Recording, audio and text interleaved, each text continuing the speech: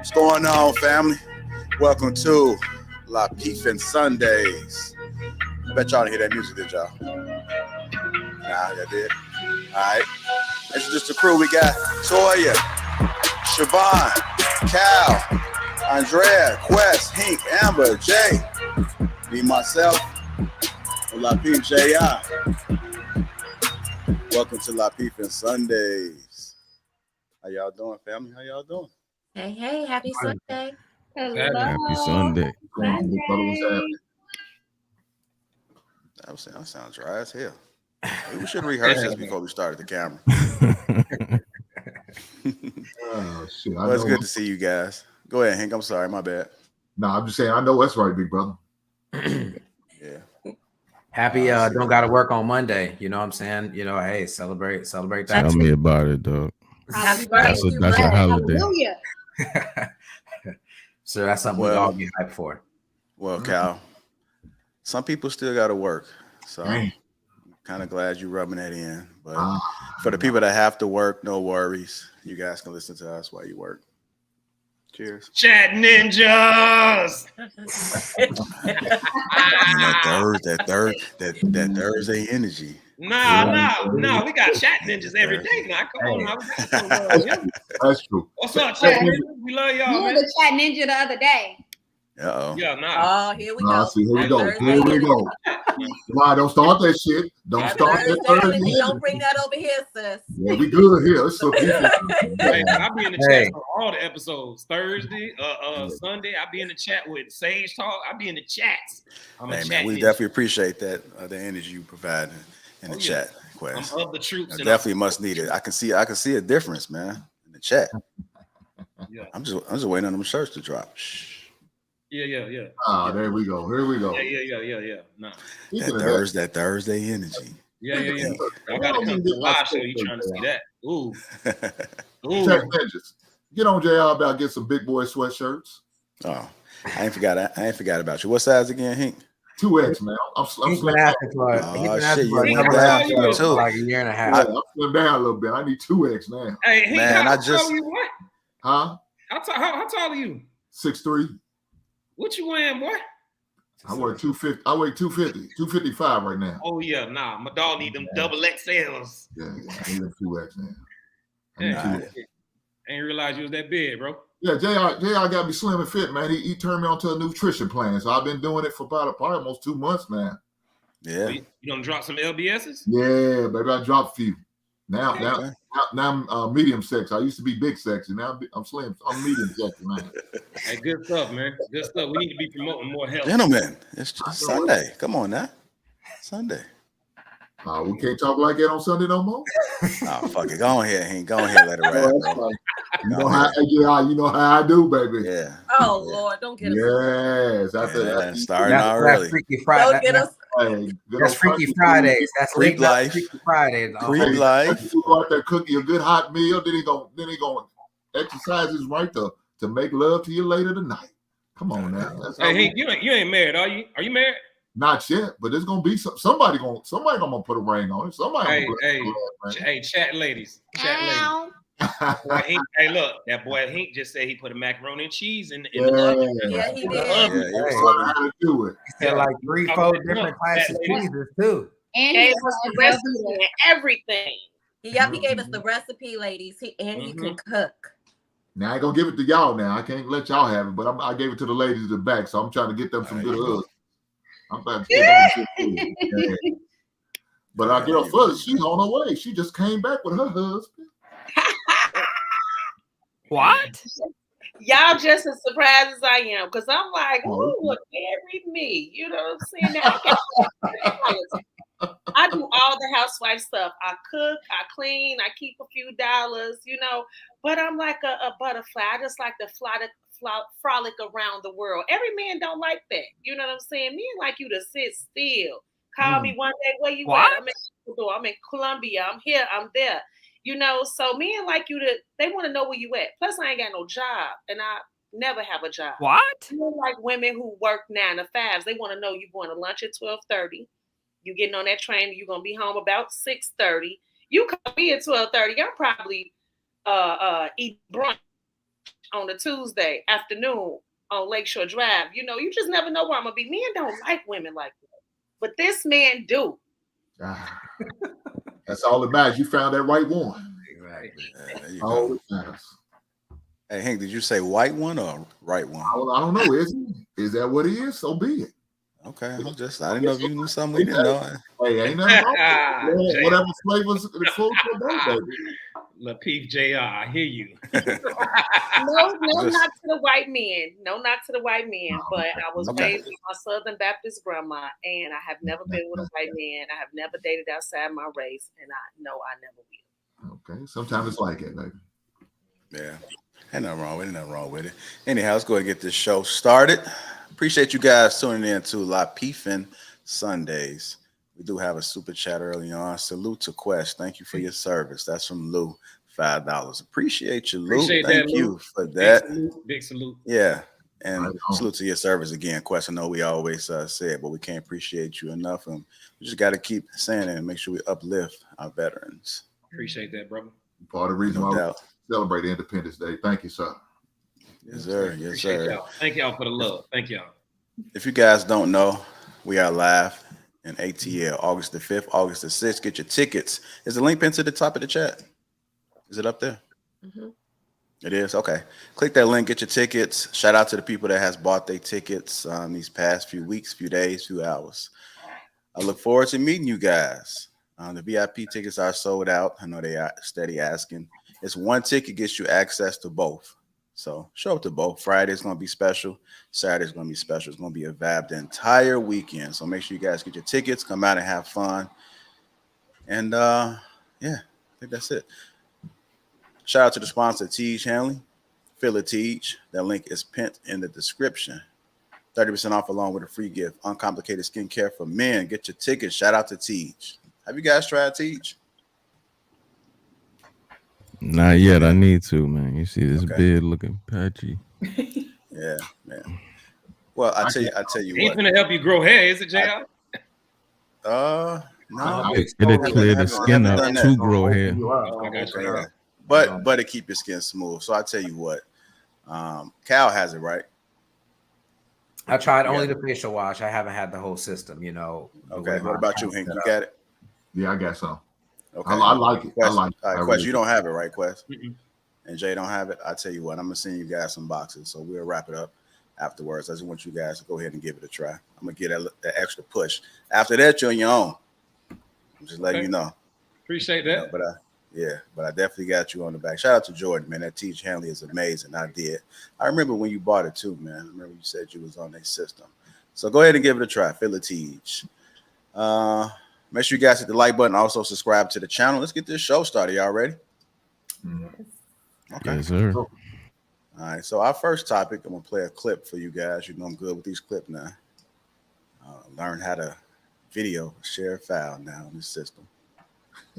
There's a video that says, if he loves me, he should learn to love things I love. So we're gonna kick it off with that one, with the icebreaker. Let me add this video in real quick, and I'll go ahead and give you guys the context. If he loves me, he should learn to love things that I love. Where y'all get these rules at? Who told y'all this about men? Y'all don't know this yet about us? If it ain't in our DNA, it's not in our DNA. We ain't got to love that because you love it. I dated a girl one time that had a Chihuahua. And I'm all right with dogs. I'm okay. I hated him. And I was in the 9th grade, but no matter how much I liked the girl, I still hated the dog. And then, tragically, the dog got hit by a car.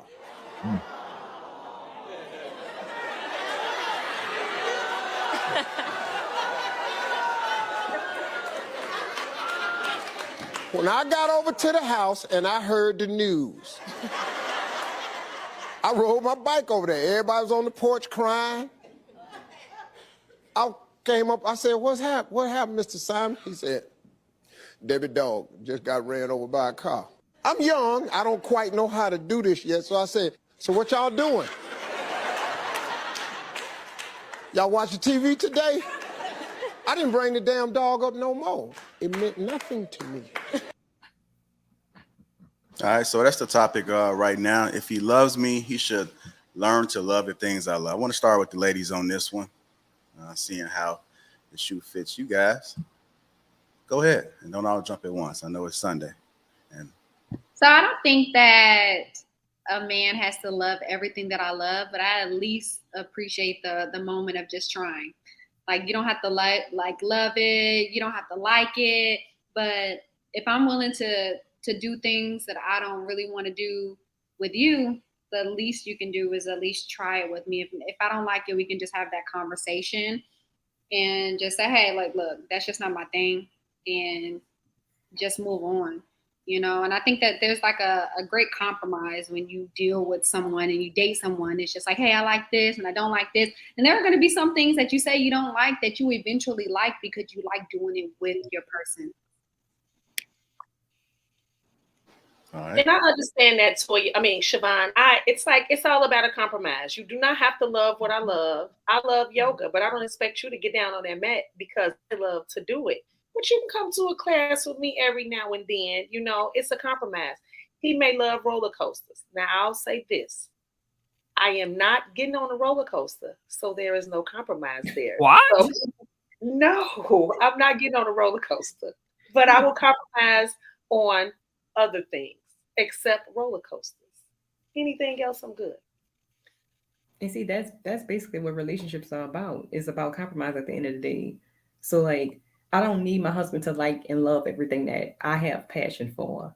And I'm pretty sure when it's time for us to take family pictures, he's smiling, but he's not like excited. Oh, we're going to take family pictures, So like when we first started dating, my husband was riding motors. He's a motorcycle, guy. I do not like motorcycles at all. I don't. It's just they just dangerous to me. Like your whole body is exposed, right? But if he asks me to go take a ride with him, I will. I will go take a ride with him. But I'm not oh, I'm I'm ready to go. No, so I don't think in a relationship that you have to expect for your significant other or your spouse to just be on board with everything that you want to be on board for. I don't agree with that. Okay. I think the phrase would be better appropriate. If he loves me, he should respect the things I love, not should learn the things I love. Mm-hmm. Meaning, like Fuzzy said, if he knows I love yoga, he will not make comments or do things to stop me from loving. If anything, hey, I noticed you need a new yoga mat. I picked one up. He will support the things I love. He doesn't necessarily have to love it or even compromise and join, but not try to get in the way of the things I love and respect it and even help me do the things I love more. I think that's the difference. All right. I want to go to the gentleman. I want you guys to chime in on this based off your experiences dating women or maybe in your current situation. If he loves me, he should learn to love the things I love. You guys agree with that statement? I don't think you should you won't necessarily love it, but I think Siobhan said it best. You give it a try. You would respect that she loves it and spend that time with her. You know what I mean? Like plenty of times I done sat down and watched TV shows that women typically watch that I don't watch, and I just sit there and watch it with her because I know she like it. And then next thing you know, it's like, yo, why she do that to him? Yo, that's her boyfriend. I'm into the show now. I'm at work and I hear chicks talking about it. I could chime in like, oh yeah, that was crazy. I watched it. You know what I mean? So you'll give it a shot. You know what I mean? Jay, you be at the crib watching Love and Hip Hop, huh? And all that, huh? I already know, bro. Sisters, bro. Sisters on beats. What? Crazy, man. You get caught up in some craziness, man. But I actually agree with Siobhan and Amber. I think Amber kind of echoed my same sentiment. You don't actually have to like what they do, but don't keep them from doing something that they like. Now, I feel like on one hand, that's true, but maybe something that they like you think is toxic. You know what I mean? Like they might like going to the club every Friday night and you met them at the club and eventually you want to say, well, we're together now. We don't necessarily have to be at the club every Friday night. And they're like, well, that's what I like to do. You met me there. And so when that kind of thing comes up, I think that's kind of where some of the divide happens. But in general, yes. I mean, when it comes to just hobbies or stuff that seems productive, going to the gym or eating right, I think that kind of thing where you don't want to keep a person from doing that, even if it's not something that you agree with. But at the same time, you do want that person to experience things with you. And if there's some deal breakers like getting on a roller coaster, you know, some people might feel like she won't even get on the roller coaster with me. Let's say that your first date is at the amusement park and you're already telling them, nah, we ain't getting on the roller coasters. That might be a deal breaker versus something that, you know, y'all have built to. So I think it just depends on the situation. Okay. So I think it depends on what the thing is that she loves, right? So I'm the type of personality, if she's like this big time basket weaver or some shit like that, I'm like, I'm not learning to love this. Additionally, I don't even know if I could be with somebody that just let's zoom back in on the actual question here. If he loves me, he should learn to love the things I love, right? If these are things that she loves, I'm going to see them during dating, and that's going to determine whether or not I can take this on or not, right? If she has this love for, you know, an abundance of animals in the house, bruh, you ain't gonna be with me.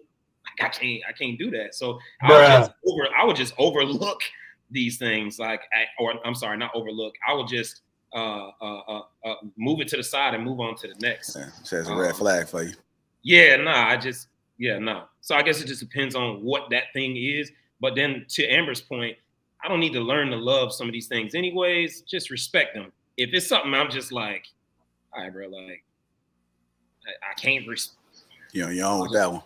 Yeah, I'll just move on because I'll find somebody, and obviously not in my situation. I'm married. My wife doesn't have anything that she does that she was like, can you get to love these things? Like, she put on this love and hip hop trash. I'm like, man, turn the trash off, bro. It's so destructive. You know what I'm saying? But she go in her little room and watch her little stuff or whatever, and she ain't worried about me loving it or come sit and watch it with me. No, I'm not doing that, bro. Watch out. I'm not doing it. So I think Quest said something that was important, is that he respects it, but if he doesn't want to engage in it, then she needs to respect that as well. And she does. Yeah. Now, I heard somebody say something a little earlier saying like, well, if my husband, it was you, Toya, you were saying like, my husband wants me to get on the bike and you hate it. I honestly think that's a different conversation. If you flip the actual question down where it says, if he loves me, it should be, if she loves me, not should be, but if she loves me, she should learn the things that I love. Now, I bet you this conversation would change if that was how it was phrased out, because I think men would want their wives to get on board with the things that they love more so than we want to get on board with the things that they love. Now, I know it sounds crazy, but I'm just throwing that out there. But even if it was changed, I'm sorry, Toya, go ahead. No. I was just about to say, like in my regards, and that's why I made the example of like the family photos, because that's something that we do, you know, like regularly. And my husband had already told me like he had never took these many pictures in his life before me and him got together. But it's not, you know, it's not something that he likes to do, but he's not forced to do it either. But he knows that that will make me happy. But we never like, I just don't feel like in a marriage where you have to expect your significant other to want and have the same passion for things that you do. Like, I'm into fitness. My husband is not into fitness. And he doesn't make me feel bad about, you know, going work out as much as I do. And I don't make him feel bad for him not working out as little as he does. So I just think it's just having like a good balance with things within your relationship, you know? I mean, that's one of the reasons why I say it depends on what that thing is, right? If it's something destructive or something that's not bringing, you know, light and, you know, love and, you know, completion to our like household, like really, do I need to love this? And then I kind of question, why do you love this so much? You know what I'm saying? Which is why I said I'll just be like, okay, yeah, you want some other destructive type junk, or like you giving me little signs of toxicity. All right, let me move that over here. I'll go find something else. I'm saying when I was back on the dating market, you know what I'm saying? So, but yeah, if it's coke, run for your life, man. Yeah. I love coke. Yeah. I mean, there's people out there though, you know, if you got to think about it, probably in this day and age, you know, weed, I'm sure somebody's like, you know, if you don't smoke weed and I smoke a lot of weed, we might not be compatible. You know what I mean? I'm sure there's certain situations where that's like a deal breaker. Maybe I always imagine this early on in a relationship versus you know, someone that you're married to, because you figure all those little quirks and you know, very specific personality traits, you have accepted that about them. Like Toya, you just spoke about how your husband doesn't, you know, isn't into fitness. That's something that you knew about him when y'all started dating, and something that you accepted over time. And so at this point, you don't expect him to fall in love with it way after the fact. But if you know, if it was more important to you when you guys were dating, and he said, "No, I ain't been in the gym in 12 years," that might be something that you say, "Okay, well, I can't imagine my life living with a man who's gonna be at the crib while I'm in the gym every week." So that's why, you know, a testament to what Quest said, it really depends on what that thing is. And, you know, and there's a lot of trust involved too, because even today, you know, as you guys age, he might age more and more into, you know, an older man, and you might still be, you know, looking good and unbreakable. And he has to trust that you're at the gym just working out, or, you know, that you are at, if you play sports and your wife isn't really athletic, she has to trust that when you go play these sports, that's where you're at. So, you know, I think that that's kind of where the divide can come in, where why do you love this so much? How much time are you really spending? Who are these people that you go do this with? And that's where all the, you know, the dark starts going. Right. Yeah, I'm gonna speak on it real quick. I think Hank, you haven't went yet, right? No, not yet, big brother. All right, I'm coming to you next. I got think you. Quest mentioned something that was very important. Is just in the very beginning, understanding what you're going to be dealing with. Because if somebody, I guess I'm a little bit confused, because how can I say this? I think everybody should grow, right? So if somebody is not making their health a priority in the beginning, do you just not mess with them because they're not making it a priority? Because there's a possible chance as you guys get older, they still may not prioritize health. Yes. So when you have that conversation with them, how does that go? You know, I'm not into the gym. You know, my knees are bad. Everybody got all type of excuses when it comes to getting fit, when it comes to eating right. Oh no, I don't say you want to do vegan. I can't stop eating meat. It's just like what the hell? So I can see that being a conflict later on, right? But same thing with weed. I know a lot of women that smoke weed, right? It could be just me, but have you ever talked to somebody that just stays high all the time? No substance. That shit ain't Right. shit, man. So when you talking to them, there's like a lag. You know, it's not that they're dingy, but there's a lag. So it's just like, what? Yeah. It feel like you're talking to a goddamn zombie. It Right. could be me, but eventually I will want to speak with somebody that's not under the influence, that doesn't just smoke every day, all day, rolling up, lips black. Because you can't have that type of conversation with them when they come to being serious. They think they all good, they all right. But I wouldn't want somebody to be high all day, every day. What are you hiding from? That's what I'd be like. Are you That's what I was. hiding Yeah, right. That's what I was alluding to. Like, what if it starts off early? That might be one of them red flags that you might want to look into later. Same thing with health. If they're not taking health they're not making health as a priority, it's a possibility that you're gonna run into this problem later. Ladies, let me just tell you, that is unattractive. Ladies, I'm just say that real quick. Smoking weed, ladies, a lot of weed is unattractive to most men. That might upset you. I don't care. I'm telling you the honest truth. On weed or black and miles is unattractive to him. Yeah, weed, any smoking. Don't do it, ladies. But I think also too, I think you got to take it back, right?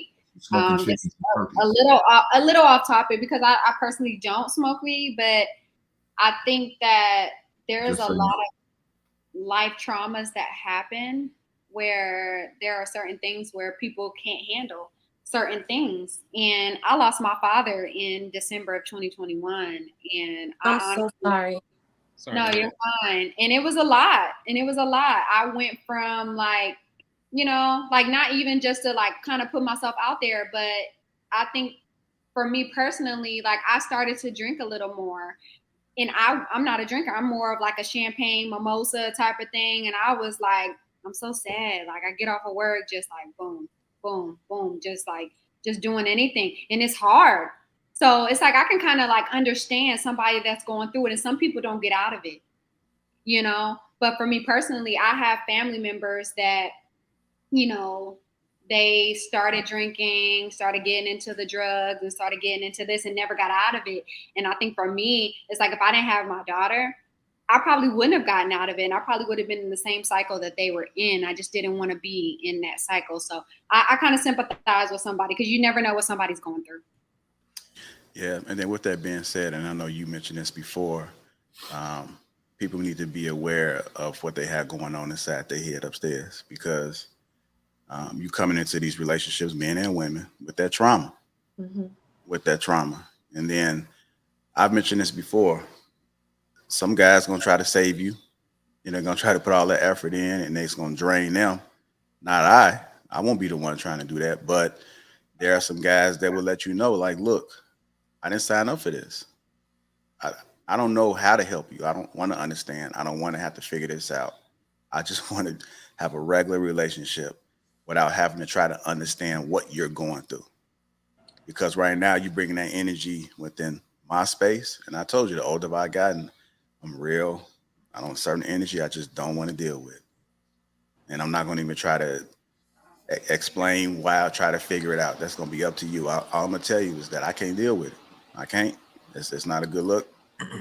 You're it is what it is.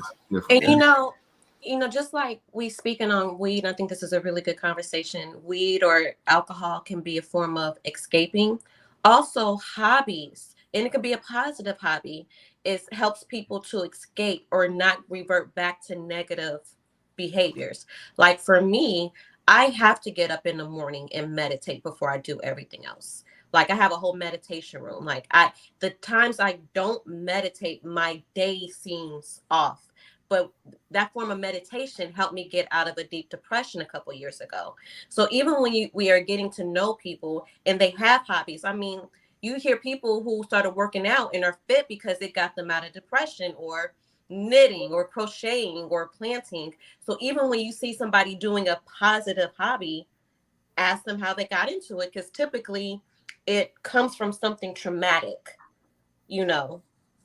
And then how do you balance being on, like, let's say you're in a relationship, so let's say someone is in a relationship with you, Siobhan, and then you start drinking. That's something that develops as you guys are with each other. And then that becomes almost just a part of your, natural existence to go drink after work.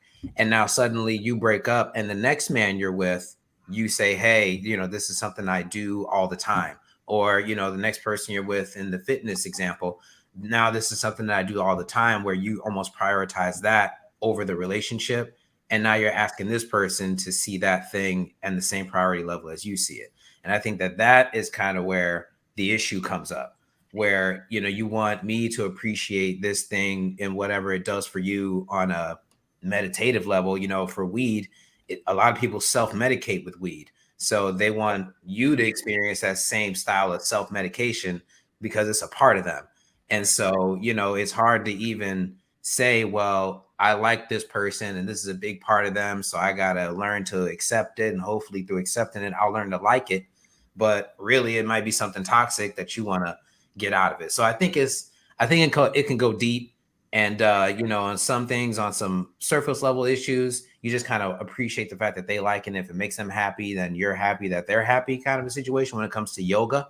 But when it comes to weed, it's kind of like, nah, I don't think that that's something that you should depend on and really use as a crutch. And no, I'm not going to do this with you. I'm not going to try all these different drugs with you now because you value them so much. So I think and let's be very clear, ladies, if you love and you have a passion for working out, and you got a dude who come into your world who's trying to make you feel bad about working out, that's toxic. Leave that nigga, man. Leave him. That is toxic. That's foolish. Okay. I knew we were talking about different examples, but let me be very clear, ladies. Anybody that says that, walk away if he's trying to make you feel bad about being healthy. These niggas is trash. Okay. Now, well, let me answer the question before we get to fall off into the Richard Simmons world. If he loves me, he should learn to love me. Thinking I love so okay.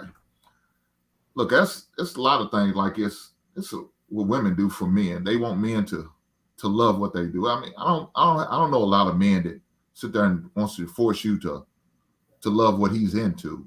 He's like, well, if you don't like it, no problem. Most men. But as far as me, it depends on what it is. Like Quest was saying, it depends on what it is. Now, I'm not going to sit there and watch Love and Hip Hop, you know, and if I see you watching it, it changes your attitude, your mood, your behavior. I'm going to have a conversation about that. That's a bad hobby you got.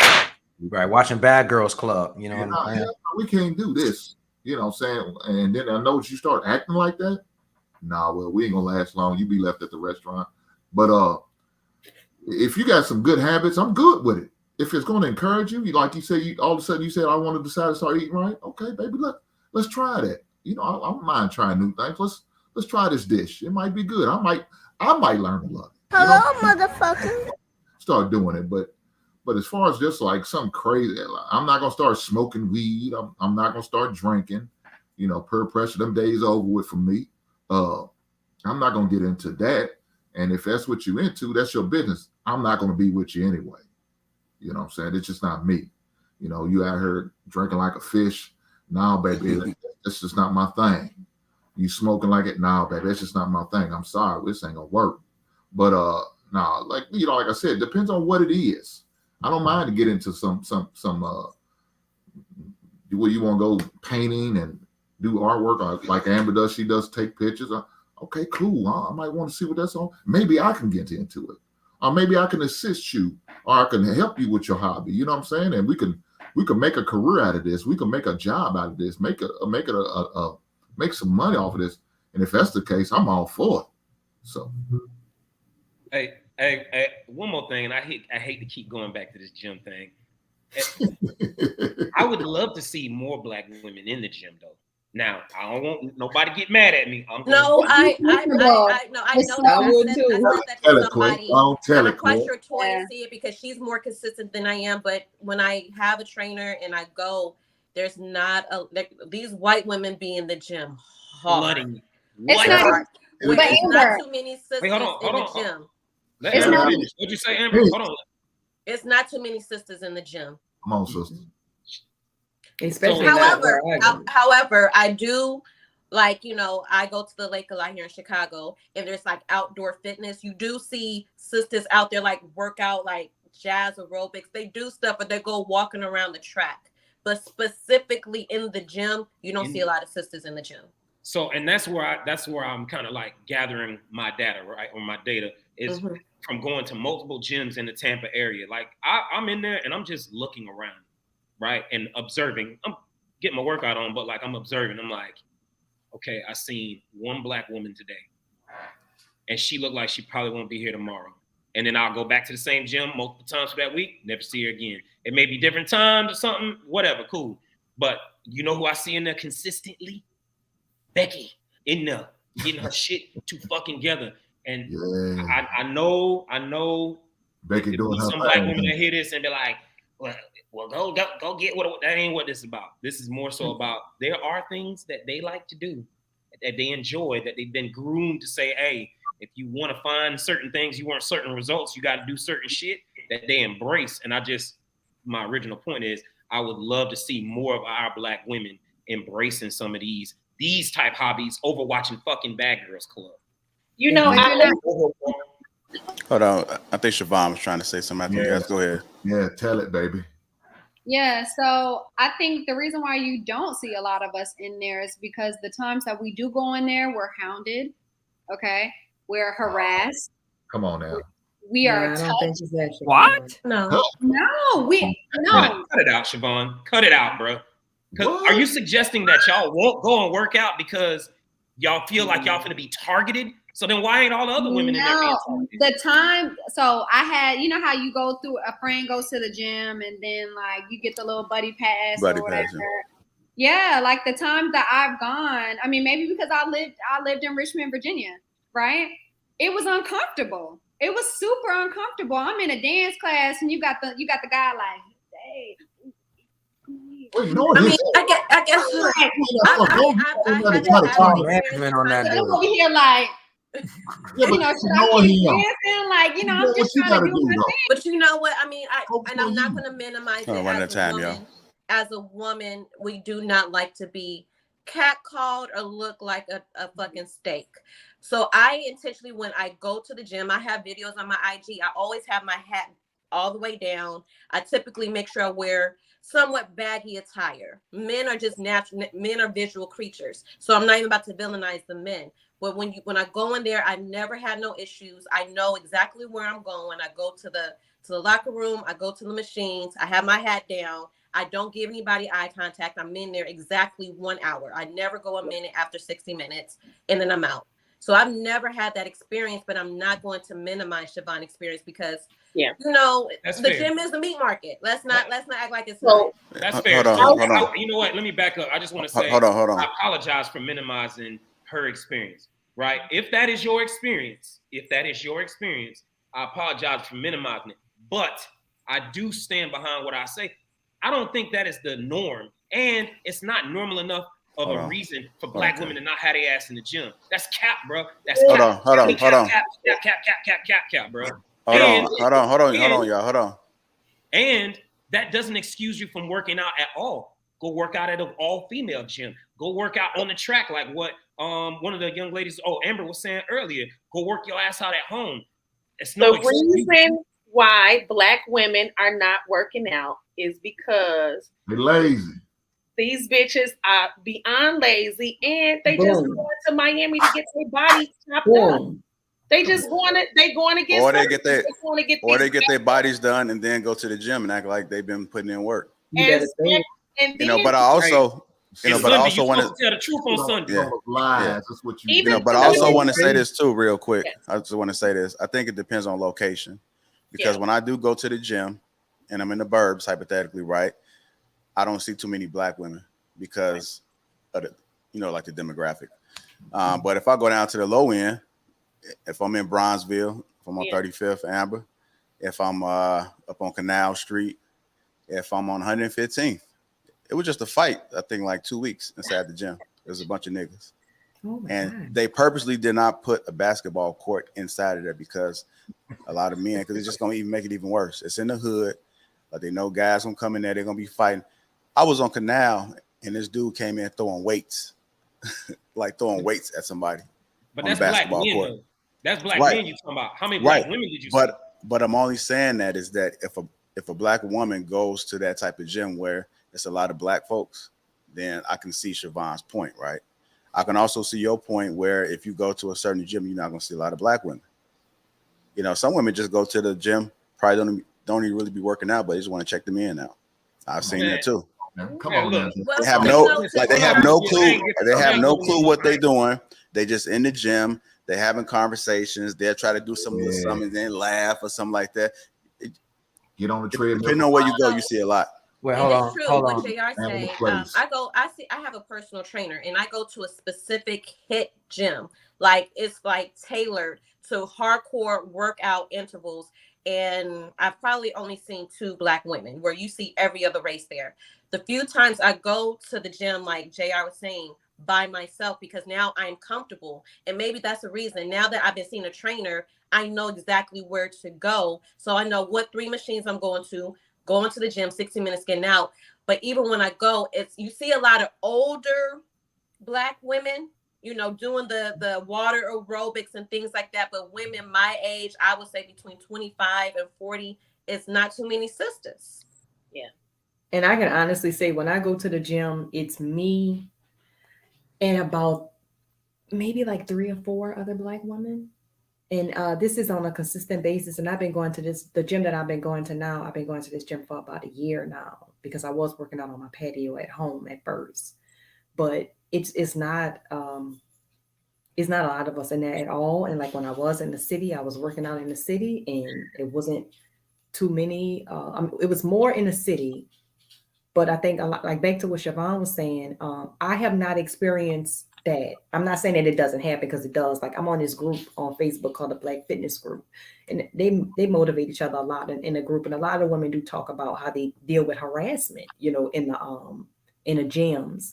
And Lord knows I'm not making excuses, but some women, some of the things that they wear when they go into these gyms. Look, I'm a woman, and I just be like, I have to look too. So I'm not, you don't want to tell somebody what to put on, but if you got on tight, scrunched up in your butt. They want us to look, bro. They're like, but see, that's why I said intentionally, I wear, when I go to the gym by myself to like the LA Fitness, I wear baggy sweats. But you know what, I'm you a can curvy wear. woman. Like, it's just, it is what it is. Can I ask a question? When I go to the HIIT gym, all of us can wear, listen, we can be in panties and bra. Nobody's looking because they're there for a goal to have a good workout because it's a HIIT specialty type of gym with personal trainers. But going to LA Fitness, no, I'm in my hat and I'm in some sweats and baggy t-shirts. Can I ask a question? Because I like we alluding to exactly what Amber is saying. And I'm asking the panel here. I wish I could ask more, y'all. And hell, you could put a 1 in the chat if you agree with this. If ladies are going to the gym and wearing tights with that one little seam that go right down the crack of their ass to suck up into their ass a little bit more, that way them cheeks pop out a little bit more.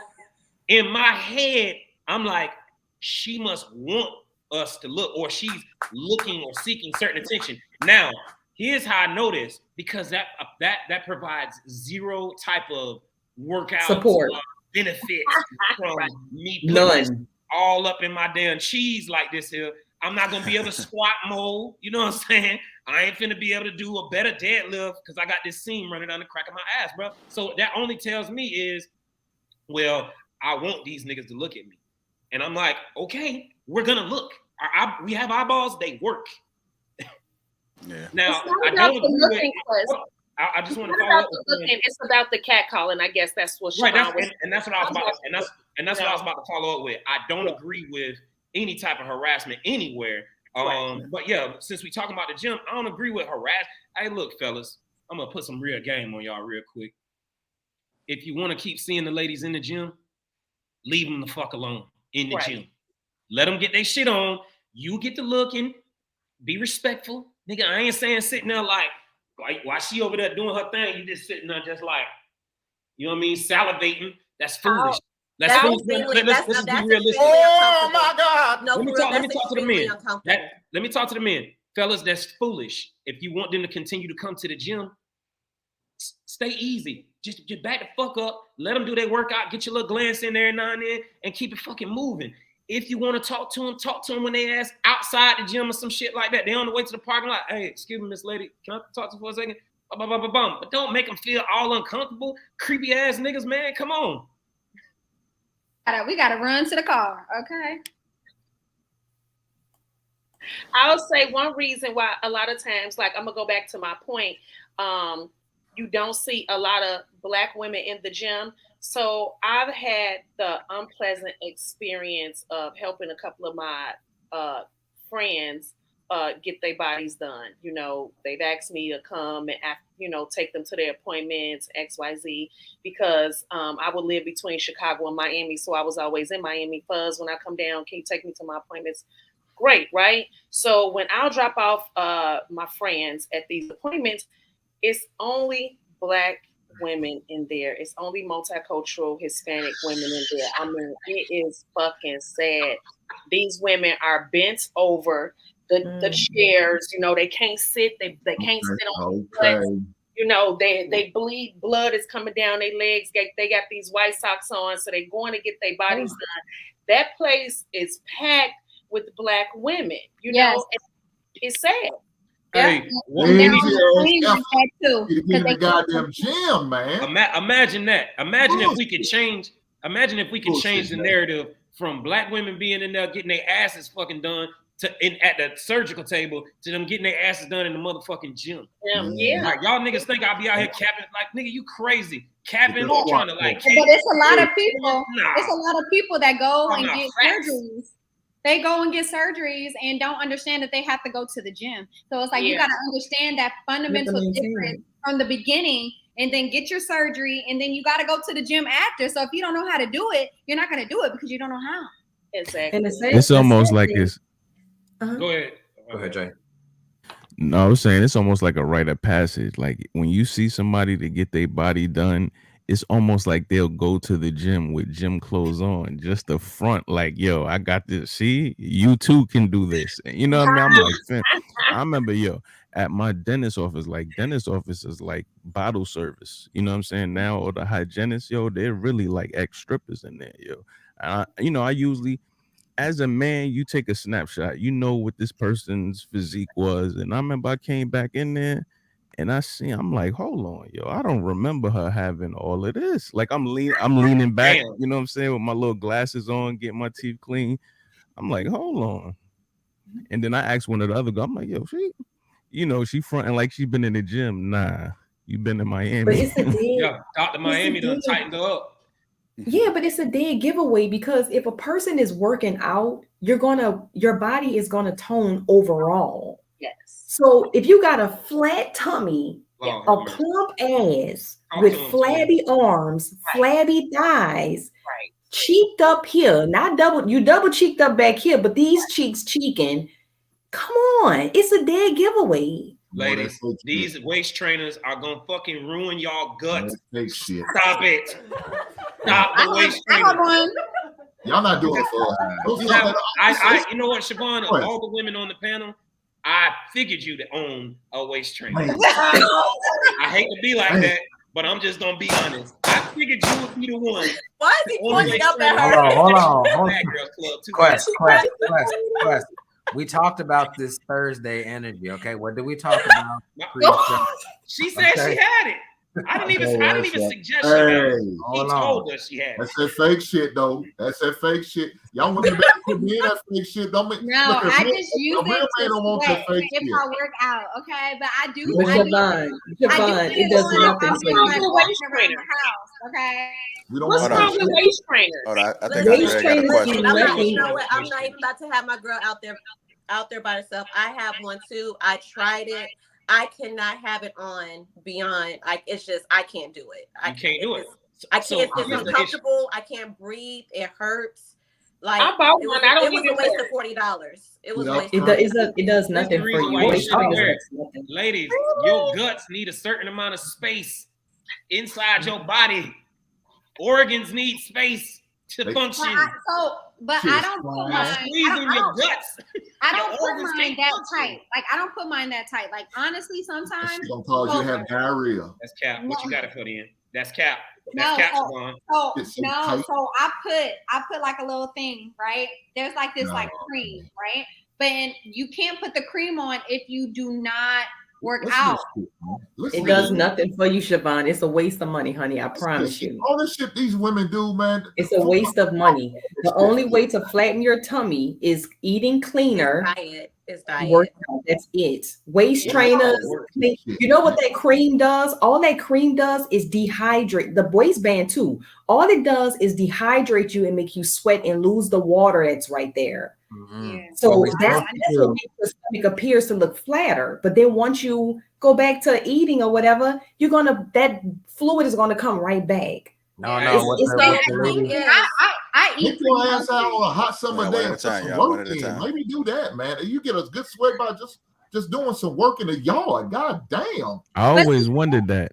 That's saran wrap that they be wrapping up. You know what I'm saying? They be like so that's barbecue. Super unhealthy. That's super unhealthy. I mean, Toya, she telling me something, but you know, like I promise you. I walk around the house and I just have it on. I'll be in there like it's not doing nothing. It's not doing nothing. Why are you doing that? You're no man.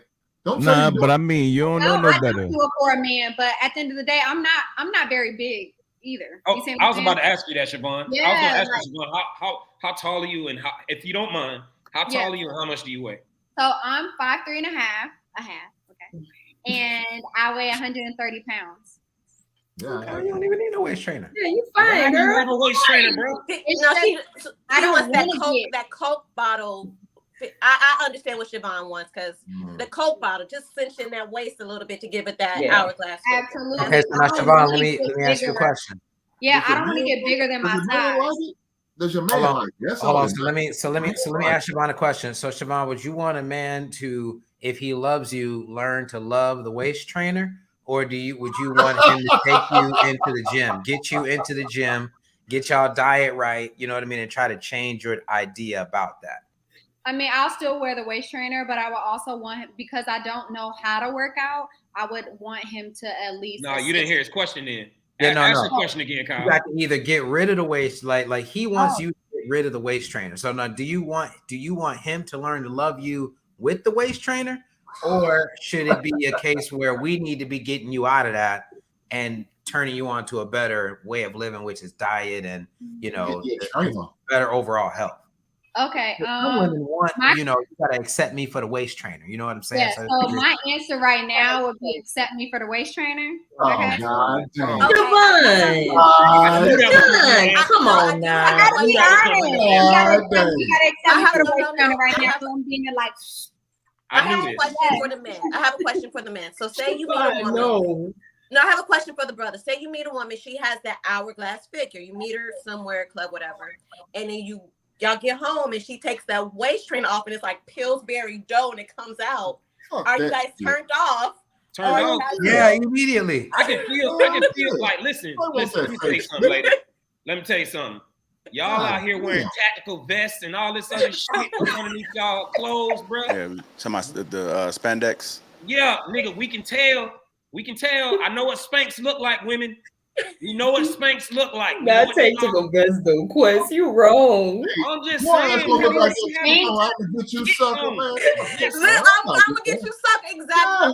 No. The wig come out, the leg come off, the boobs come off. So Spanx and weight trainers are so different though, because I know. Don't try to justify that bullshit, baby. No, I personally don't have.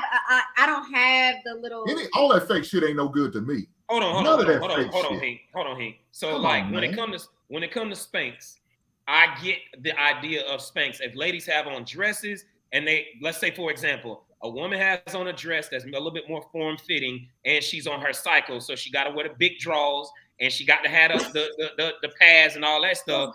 Now she don't want to. Hold on. You wear a different dress. Come on, Quest. Quest know how that body change around that time. Hold on, Quest. You tell a little bit too much of our business. But hold on. I'm trying to get out of the game. Hold on, ladies. Y'all gotta let them finish, ladies. Go ahead. Let me finish. It's because you married. You giving up too much game because you married. We know that. No, I think a lot of men know. They just still choose to mess up. I don't know if all these men know. So the game is if they on that time of the month and they got to have the pads on and all this shit, big ass diapers and shit on, cool. So what they do is they put the Spanx on top of it to give that smooth line when they wearing their dress, and you can't tell. You know what I'm saying? They sitting there with the Depends on their ass, right? So Spanx is okay. They trying to conceal certain things. But them motherfucking waist trainers, they trying to suck all that junk up, and then as soon as they pop that thing, it's just like that Bisquick or Bisquick, what them things is? Pillsbury. Yeah, cut them bitches right over, falling all out. Nah. Okay. All right, y'all. Hey, fellas, start feeling their waist. On. They hug you, put your hand around their waist and just scratch just a little bit. If you hear that, that's a waist trainer, bro. Step back. Yeah. We got to move on. But to kind of sum it up, Siobhan, I know you love your waist trainer, but you have to get over that. I think it's some education that's being said right now, which is if you put the work in, if you eat first, you got to eat right. If you eat right, you'd be surprised how much weight you lose. I've done it. I didn't go to the gym. I went from 205 all the way down to 179.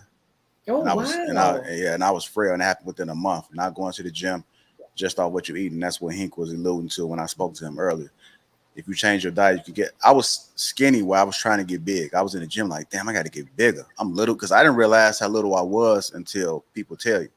And then the other thing was everything that I had in the closet I couldn't fit, and I tried to get it altered. They said no, it's just it's too big. It's too big. You got to just buy a smaller size. So it is a lot of truth to that in order to get that tummy right. So just think about it. You may not have to necessarily lose it, but you'd be surprised when people always looking for a cheat code in life. People don't want to do the work. People think that these things. And JR, one more thing, I'm sorry. No, I was just about to say one more thing for the ladies. Because I know there's a lot of ladies in the chat that's probably listening too. But as far as like women, because we complain with the lower part of our tummy, what we call the fupa. A lot of women too have to just make sure that you don't have diastasis recti, especially if you didn't have kids. Uh-oh. in the It's tummy crazy. area. So, like for some ladies, they need to make sure that they don't have that, and because you can work out as much as you want to, but if you're dealing with that, that's something that you have to go to the doctor with to get corrected before you start trying to focus on getting the tummy lower. What is it called again? What is it again? It's called diastasis recti. It's more common than people think. Yeah. I don't particularly have it, but I do know a lot of people that do have it. Yeah. Mm-hmm. Yeah. One last thing, and I said this right before we went live, JR. I'll be super brief, 15 seconds. Calorie deficit. If your body type is saying that you're supposed to consume 2,000 calories, for example, a day, if you say, hey, I'm only going to consume 1,800 calories per day, and you do that consistently, I don't give a crap what you eat, you will lose weight. You will lose weight, period. Now, depending on how healthy you want to be determines what those 1,800 calories are, right? But you will lose weight if you eat less than what you're supposed to every day consistent. That was all I had. Yeah. I think everybody just start looking on that chart and understand what that chart is. You know, so those carbs, you'd be surprised. A lot of shit has carbs in it. If you're trying to cut carbs, you then not eating anything but vegetables. And so if you turn it around and look at the portion size, and again, it's not 100%, but it kind of gives you an idea. So while you eating 20 chicken nuggets, understand that it says the serving portion size is recommended is 4, but you're eating 20. So that's 130 calories times these suggestions times 3. And so now you at 700 calories off of these 20 damn nuggets, and you don't even realize it. Yeah. People are listening to what their stomach says. I want to keep eating. Try drinking a full glass of water before you eat. Drink your water. Try drinking a full glass, and then that will fill your tummy up a little bit. And then when you eat, now you feel full. And then when you eat, don't eat to get stuffed. Just eat just to get a little bit right. You can always eat an hour and a half later, like snack on something, but don't eat to stuff yourself where you feel miserable. That's my Stay away from high fructose corn syrups too, because that's a trick right there in itself. High fructose corn syrup is telling your brain that you are not full. Especially with kids. If you got kids in the house, definitely consume more. Me and Logic was having this conversation earlier today, and I was telling him like some of these old food packs that I give my son. He's 1 year old.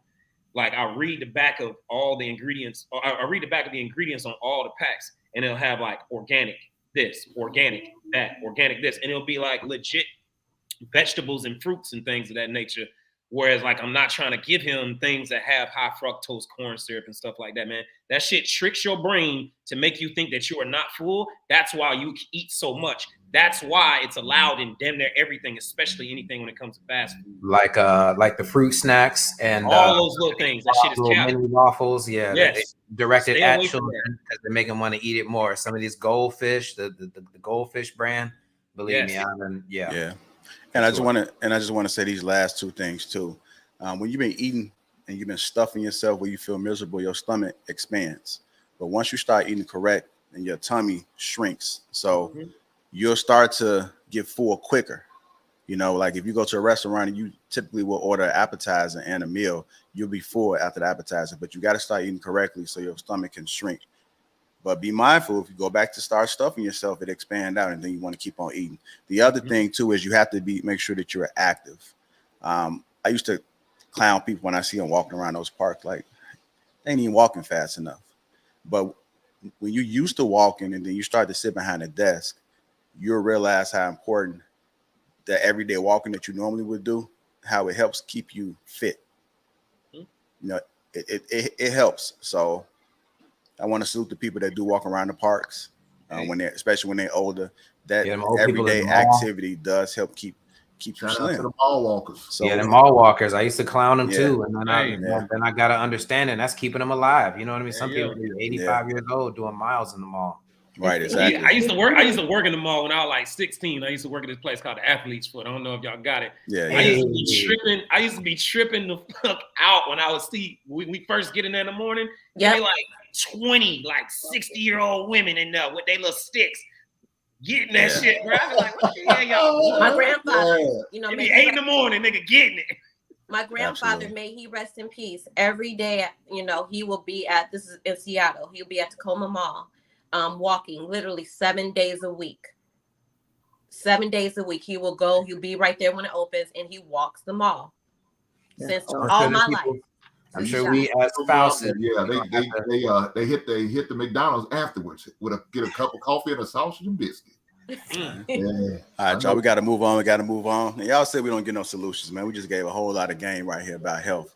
Appreciate the panel for giving this advice to everybody that's watching it, even the people that's on the panel. I'm sure we learned a lot about those waist trainers and about making sure that we stay active. Stay active. Hey. Stay active. That's that Sunday energy Kyle talking about. Come on now. Yeah, You got a whole segue on That's health. right. You got a whole segue on health, bro. Yeah, Sunday. Hey, Sunday energy is the best energy, baby. There you go. Hey, lock me in, JR. I got you, bro. I got you. All right, you guys. We appreciate you guys tuning in to Lapeef Sundays. We have just begun. The show is getting good. Appreciate you guys for hitting that like button. If you haven't already, let's make sure we get the likes up right now. It's very important. That's how we get this video out here. I know you guys enjoying it, but we would like for others to enjoy it as well. And when you hit that like button, it spreads this video across the whole entire YouTube. Feel the tease 30% off along with a free gift. The link is in the description. Click the link at the top right there. That's pinned to the top of the chat. We are live in Atlanta, August the 5th and August the 6th. It's going to be a great experience. The Lapeef experience takes over Atlanta. Everybody's coming, right? Toy, you coming? Come on, bring your husband. Come on, let's go. I would love to come out. Babysitters is going to be hard. Oh, okay. Well, you got time. You got a whole entire month. Yeah, but my family live in Minnesota. My mama moved from New Orleans to Minnesota. Okay. Well then, we got lucky. That's the only reason me and my wife gonna be able to come pull up is because she's from Atlanta. So her mama live in Atlanta. Her daddy, he yours for a couple of days. You know what I'm saying? Yeah, Toy, just let go and let God on this Sunday. I know that's right. God will make a way. That's what we always. I don't know about y'all, but I hear when people say that, but then again, I can't stand it. I'm just gonna be honest. When people say, "Well, what's meant to be, it will happen," you got to work that shit. Let go, let God. Just pray on it. He gonna make a way. Yeah. Make it till you make it. Another one of them damn phrases. I hate that shit. So you just telling me just go to sleep. I'm gonna say a prayer, go to sleep, and wake up like ta-da? Nah. You got to do some work, and I'm pretty sure it's a scripture somewhere. He says you got to put some work in as well. I'm not a non-believer. I'm a believer, but I do think you got to put some work into it. It's all about balance, right? Yeah. Yeah, it's like prayer without work is some shit. Yeah, something like that. Yeah. I'm gonna pray for the waist again. That's what I'm gonna pray for the waist. Yeah. You got to put some work in. All right, so let's go ahead and keep it moving. Again, hit that like button. Also, make sure you subscribe to the channel. Appreciate you guys.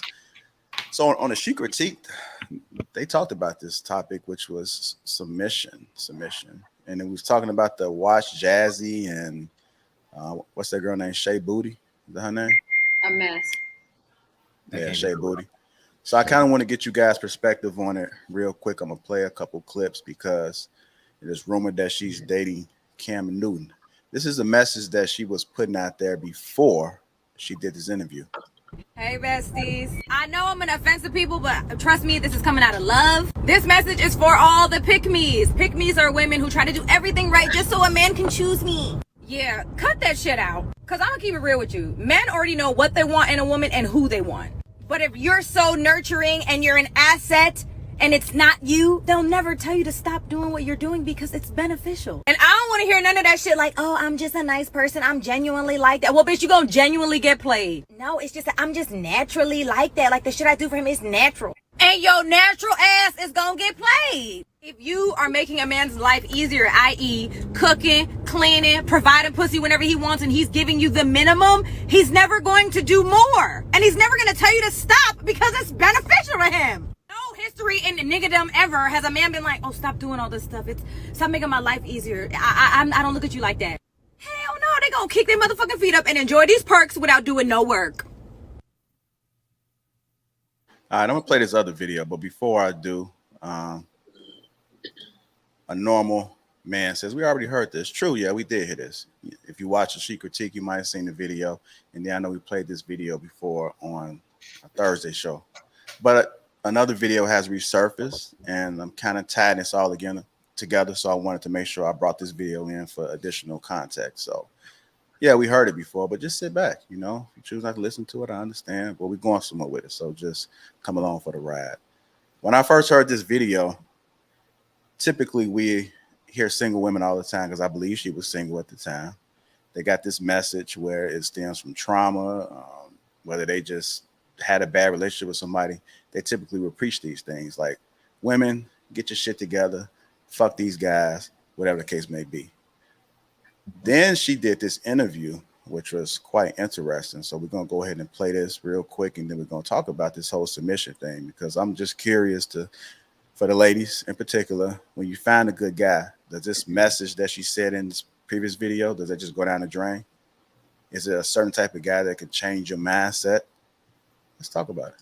What does a submissive woman do for her man? Everything. What does that mean? You know, like packing his bag, unpacking his bag, just making sure all the things that he wants. And like, I pretty much read his mind. So it's like, if I know you and I study you, like I know how you are in the morning, I know how you are about midday, I know when you're in this mood, what you need. Like before you can ever ask me for something, I'm already on it. I mean, he's spoiled. And you know, when I talk to my Okay, so that's the same lady, right? Yeah, okay. Man, She got a different tone. And so people were saying that her and Cam Newton are dating, and we know Cam Newton is pretty wealthy. Her tune changed. Yes. Yo, She is a Go ahead, good. Quest. so here go the thing, right? We're gonna talk just like how we're gonna talk about it, just how we talk about all these other women that come out here saying all this cap stuff that they be saying, i.e., Cardi B's talking loud, saying nothing. They all saying that stuff on their albums to sell records because they know that a lot of you ladies is gonna eat it up. But in their private lives, guess what they doing? They submitting to their husbands. That's what they're doing. They've seen videos of Cardi B sweeping around the house, cleaning up, cooking, doing all these things. But fuck these niggas on the tracks though. Y'all, bro, that's one of the biggest downfalls to our community. You're listening to the stuff that's in the actual music, thinking that it's real life, and the people that's selling it to you doing completely different shit.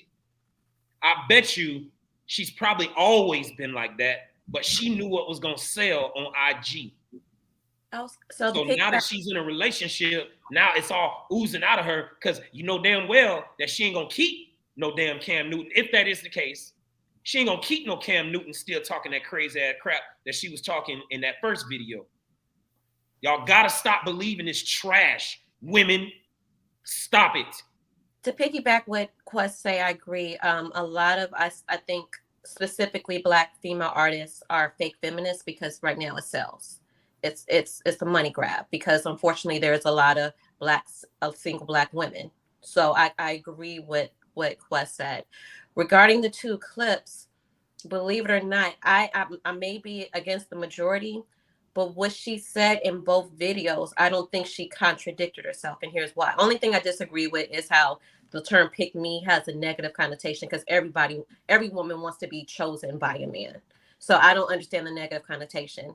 But what she was speaking about in the first video is I don't think there's nothing wrong with the woman showing a man that she's interested in her attributes.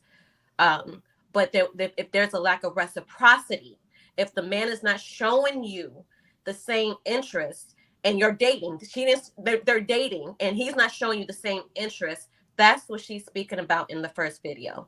The second video, she's talking about what she is doing with and for her man. She's literally, so I don't see the contradictions because she was talking about women who are doing a lot for a man in the dating phase who are not showing her the same reciprocity. In the second video, she's talking about what she's doing for a man she's currently in a relationship with, which I agree with. So I agree. Okay, that's fair. Now, to the men that are out here, let me be very honest with you all, right? Because we talking about watch jazz and we talking about ladies, but guess what, fellas? Y'all got to get y'all shit together. If y'all want this type of submission that she was talking about in that second video, you have to come all the way together, bro. Just like what Miss Amber said. And my bad, she did say that in the first video, but you got to come with it together, bro.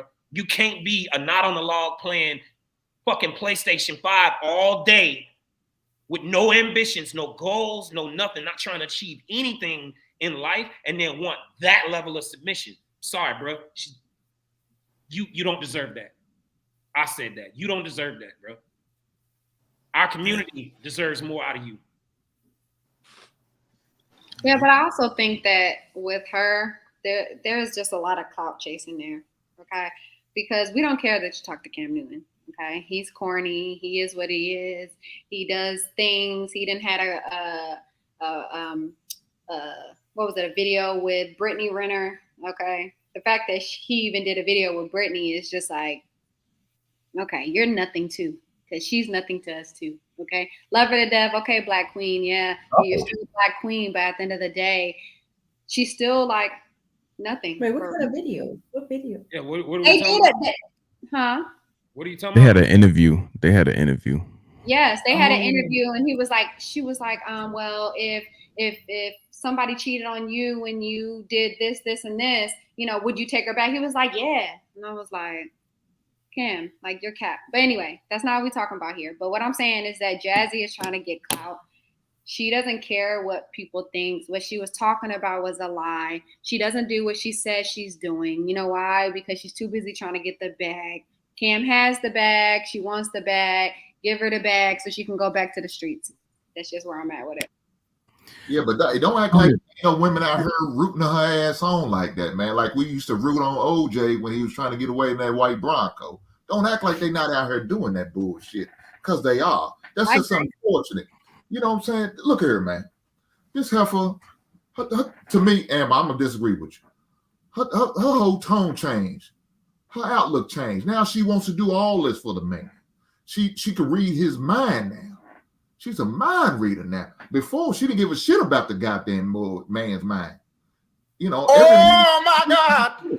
I'm not doing shit for you. And you pick me, y'all dead wrong for doing all this for a man. Now she's ready to, you know, commit suicide for this dude the way she talking. She ready to die for this man. That's some bullshit. But hey, when you want your woman to be that way for you? Oh, she's gonna be that way off bat. Because she's into you. She's into, like, so the thing is, do you want her to have that same tune with every man, or because she follows your submission and she's into you, so she's able to read your mind? She should be with me. If a woman's gonna be with me, she's going to be like it. And if she's not going to be with him. That's just what it is. But that's my point. She shouldn't act like it with every man, but she's telling all these women not to do it for no man.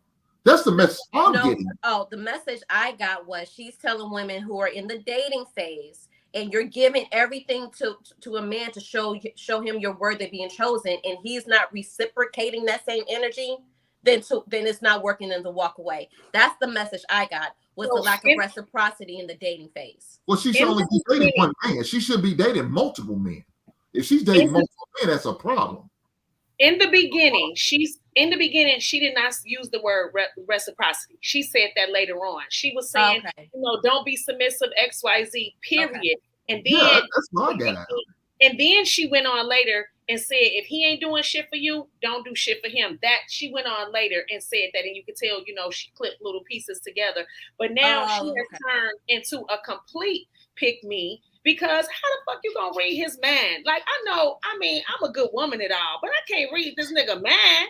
I don't know what clothes he wanna wear packed in his bag when we go out of town. Plus, you ain't got in touch like she has. She's in a different touch with this man to the point where she could read the man's mind. I don't know. She don't have a different touch. She don't have a different touch. She getting put. Okay, that's well, I mean, look, if that's what she wants, look.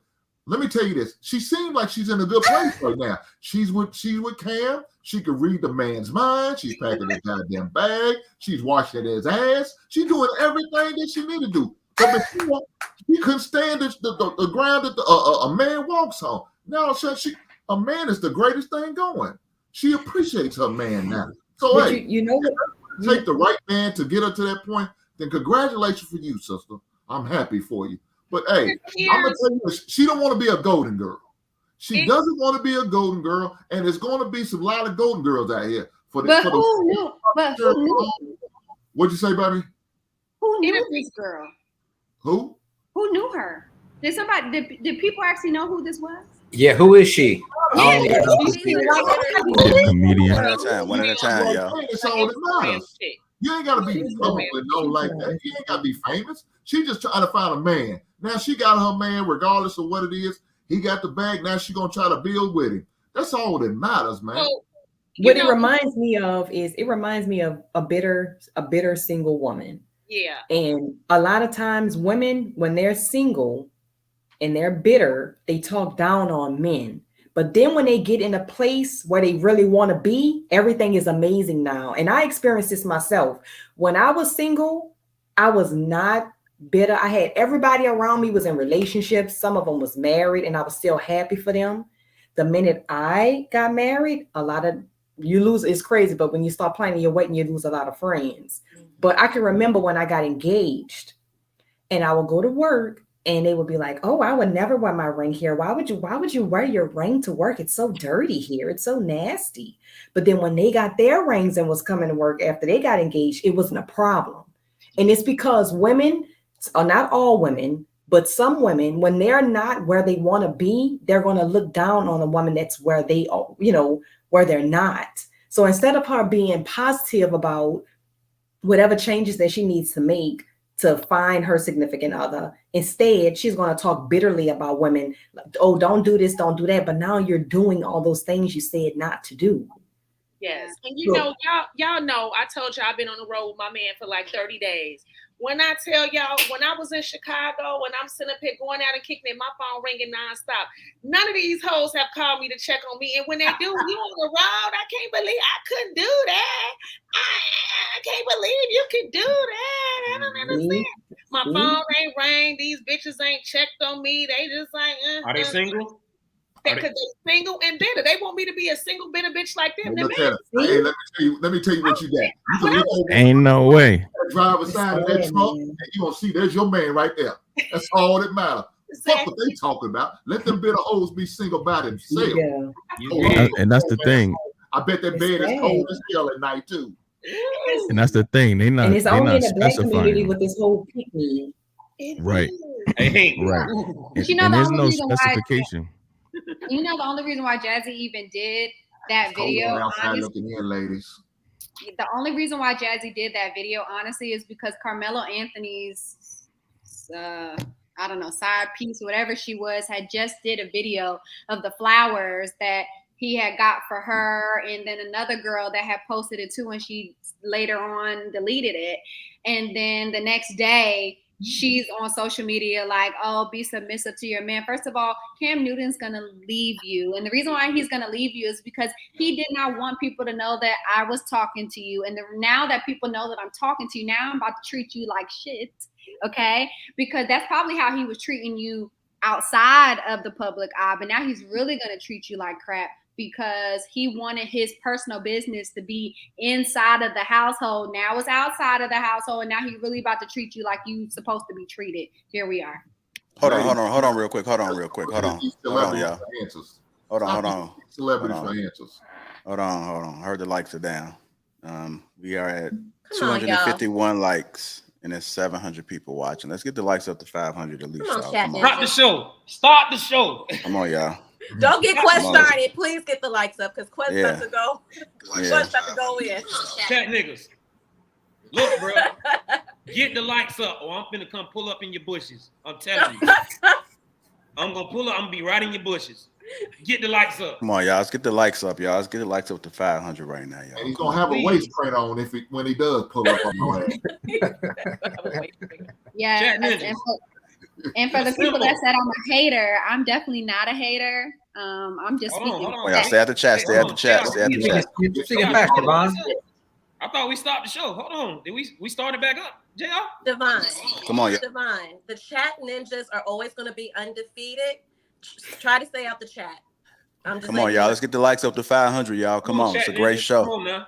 It's a great show on this Sunday. I really don't care. I was just like, Support the platform. Support the platform. No, my sister told me, she was just like, hold on. We gotta get the likes up, y'all. Come on, y'all. Yeah. Stop the show. Let's get the likes up to 500, y'all. Come on.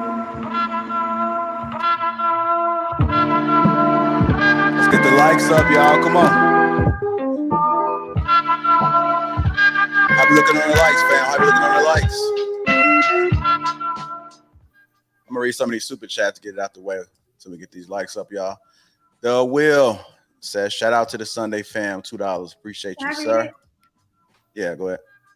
Lioness, hubby don't watch this show, but he's coming to ATL with me. Yeah, no, I think that was back to what she was talking about earlier about like women. Yeah. Okay. Isaiah Jr., it's like wearing shades in the daytime. Yes, it is. Yeah, I wanted to put that up there because I mean I took some. I felt like that was a shot to me. No, I'm just fucking with you. Appreciate you, Isaiah, for that comment. It wasn't a super chat, but it was a comment. All right. Brittany Wilson, thank you. Welcome, Brittany. That's right.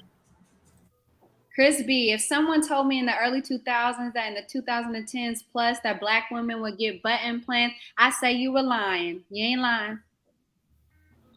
Tan, yet again, if this is true, why do our women choose the wrong men? Kim got an army of babies. She doesn't how will this turn out? Good for her. Most athletes are players and they will laugh at her when he cheats. Dub will keep words for relationships. Reciprocity. Jack Nath, that Britney interview is cap. She's trying to reset her SMV by saying he's voluntarily celibate. She even said she was a Russell Wilson checkmate. Ooh. Well, she wants Russell Wilson. All right, y'all. Can I get a number? 120 more likes. 120 more likes. Let's get them likes up.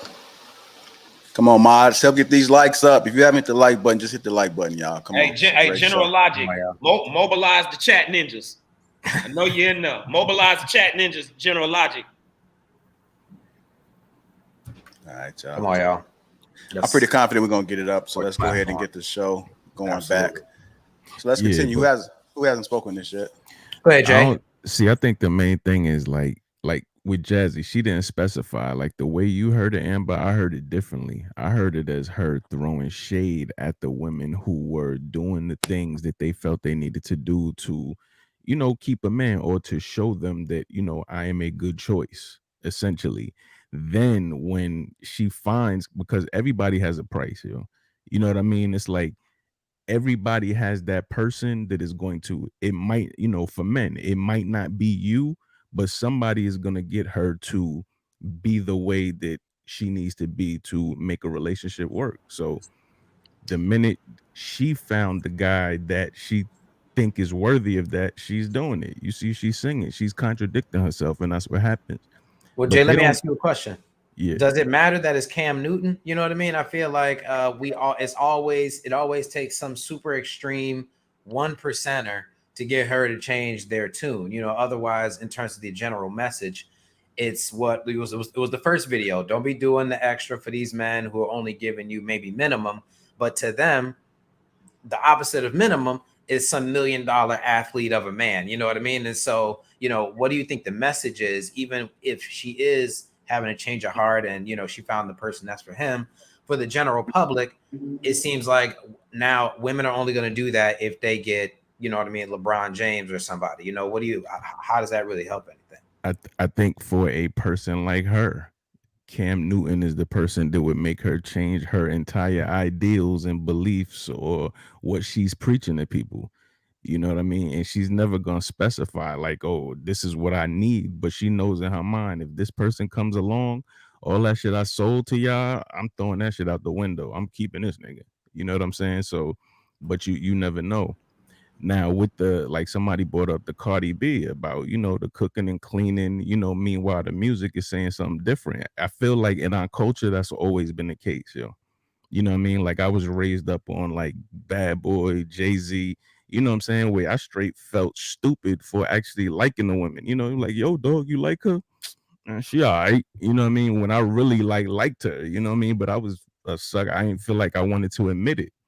You know what I mean? But that's been our culture. We'll straight lie. But you look at all these people that told us one thing, they married with kids, living nice, fruitful lives. And all the people they raised is out here 52 years old in the clubs with blue jeans on and damn rugbies, you know what I'm saying? looking for women. You know what I mean? Yeah, I just think it, you know, and I agree, but a lot of times I think that even in this situation, it's sending a mixed message. You know what I mean? Because most men aren't Cam Newton. You know, even most men in the NFL aren't Cam Newton. So it is one of those things where, yeah, it's good that everybody kind of finds their person that makes them want to be more in service in their relationship and not so much try to be the boss in the relationship. But at the same time, her message in the first video was, you know, pretty much don't be submissive. And so the whole topic of submissive or submission seems to be really convoluted, because I always thought it just meant like, don't be an obstacle in the daily interactions between you and your partner. You know what I mean? If your man wants to go get his degree, don't be an obstacle in that. If they want to, you know what I mean? If you want to eat dinner and I want to eat something and you don't care, don't be an obstacle in what I want to eat. So if your man wants you to ride in the truck with him cross country, get your ass in that just truck. get in the truck, you know what I mean? Hey, and so, you know, that's what I've always felt. It never felt to me like let your man run over you. You know what I mean? Because I think that we allow it to be that conversation when really it's just about being more cooperative. So, and I just always am curious on why that is such a negative thing, being more cooperative. Why do women hear that and think have a negative response to it? That's a triggering word for them, ain't it? Can I say this? And I think I've said this on Lapeef panel a couple times. I think Mr. Lee's show. And I'm not speaking for all Black women, but I can speak for myself and my cousins, my sister, and a lot of my friends. I'm 39. And I remember watching my mother and my grandmother, specifically my grandmother, be completely submissive to their husbands. And it wasn't, our grandparents probably was married 60, 70 years, but we saw a lot of toxicity. And we had our mothers in our ear, like, go get your degree. Don't depend on a man.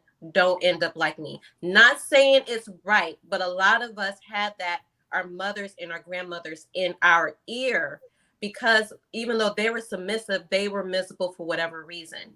So I think that have left a really negative connotation on a lot of Black women's minds based on what we've seen with our grandmothers. They were so scared that they scared y'all in the exact opposite direction. Exactly. You know what I mean? So it's and it didn't serve us. It didn't serve y'all at all. It wasn't like, these are the things you need to get a man and keep a man. However, make sure that you still have success and your attributes are up to par. You know what I mean? We didn't hear this is what a good marriage looks like. We didn't hear this is what a good man does or shouldn't do. We heard get your own money, get your degree, don't depend on a man. We didn't hear, it was like one extreme to the other. But they were trying to get you on greener pastures, but we all know grass ain't necessarily greener on the other field. You know what I'm saying? Yeah. And in this particular case, clearly it is not, because our community is in worse shape now than what it was 50 years ago. But when is that tide going to change, though? I mean, it's been going on for over 20, 30 years now. Right. I'm saying, when's the tide's going to start changing, maybe change back, and these ladies are going to recognize, man, they was... Now. They it has bullshit. to change now. It has to change now. As long as they have city girls. Here's the reason why I think it'll change now is because you have this current generation, i.e. folks like Amber right now, telling you, I got taught wrong, and now I know what to teach mine and groom them properly. It's happening right now. There's a lot of single women with kids right now that have learned, like, hey, look, this didn't turn out all so well for me. Degreed up and all kind of goofy ass shit. This ain't turned out so right for me. Hold on, but I think Toya it's a was balance. Like, don't be no dummy. Don't be no dummy. Lot of women, but don't be educated with cats. A lot of our sisters are not saying this. A lot of our highly unprofessional professional sisters not saying this, but I'm gonna say, because I have conversations with them, because a lot of them are my clients. A lot of these high-power professional women are single, and we're having these conversations after the photo shoot. Like, man, my grandmother sent me off. This shit ain't it. I'm sick of going on girls' trips. I don't want to see these bitches. I want to be with my man. I got this degree, this high-rise condo, and I have nobody to share it with. We got sent off. The thing is, a lot of Black women are not open to saying it publicly, but I am. We got sent the fuck off, and we're paying for it now desperately. Lord be with y'all. I feel Well, like yeah, also in my situation. Oh, I'm sorry. yeah, go ahead, Toya. Go ahead. So I was just gonna say you were about to say so. Go ahead. No, I was just about to say, like in my situation, I grew up with you know, I grew up with my mom, like mom and dad in the house, but nowadays this whole like city girls and Megan Thee Stallion, this is not good for our young women. And don't get me wrong. Say it one more time. Say it one more time, please. Say it again, please. The city girls, the hot girl summers, it's y'all like it's not good for our girls. And Lord knows I'm not saying that when we were, you know, because I'm an 80s baby as well. I'm just, you know, just turned a big 40 this year. Hey. So, you know, it's ain't no come way. on now. Hey, look, so great as hell. yeah, so it's not like we didn't have 40, happily married kids, looking Y'all great. see? This is what y'all should be striving for, black women. She be working out. You know, This I is know what you should be striving for, probably black got women. some sea moss going on in your life, I'm sure. All that. Black women in the chat. This should be what you're striving for. This is it right here. Sorry. Go on, yeah. No, but I am just saying too, you guys, like, you know, we saw like our share of Lil Kim and Foxy Brown and, you know, all of them kind of cutting up, you know, but they didn't go as far as what's going on now. Like, that's not to say Luke and them didn't cut up with their little stuff too, you know, because they, you know, they got down. They got down. But it's like nowadays, it's like if you're not in that whole like city girl culture, then it's like, what are you doing? You know, like you're looked at as, you know, like weak or lame or whatever you want to call it, you know. And I just think it's sad because you see mothers with their daughters in that same city girl culture. So then you have the mothers that's trying to do the opposite of that with their girls. So it's like this clashing. And corporations have incentivized it too. You know, there's a lot of, you know, Burger King got them a dip that's advertised by, I think it was Saweetie, right? Toya might have froze. That's one too with Meg Thee Stallion, don't they? Yeah, well, I think Popeyes, they had their own little sauce. I'm sure they got all kinds of stuff coming up in the future too. Toya back. Hold on. I gotta be on my hold on. I gotta be on my question right now. Ninjas, put a one in the chat if I create a petition for Toya to have her own show to do a wife class, so we can all sign up. Chat Ninjas, if y'all niggas not putting chat, if I create a petition for Toya to have her own show to do a wife class, and we all sign up to take it. Hey, chat ninjas assemble! Y'all, I'm telling y'all, I always like Toya, New Orleans, baby. These hoes wasn't raised right. They just weren't raised right. All these ones in the chat. My bad, Fuzzy. Look at all these ones in the chat. Chat nigga! Yeah. That's what I'm talking about. Yes. This is what y'all should be striving for, man. Yes. The way Let's get that Southern New Orleans, baby. Mother. Hold on, but you know, but the reason the reason they're not striving towards that is because, you know, there's no money, or at least the money hasn't been shown to be made from that. Because even in the 90s, you know, corporations didn't want to really touch on the, you know, the 2 Live Crews and the Freakniks and all of that stuff. All of that seemed like it was taboo. Whereas now, where, you know, Black culture is pretty much American culture, you know, now it's okay to advertise that kind of lifestyle of, you know, promiscuity or, you know, acting just ratchet behavior in general. You know, we all could count how many shows have Black people on there acting ratchet versus the number of shows that is the exact opposite.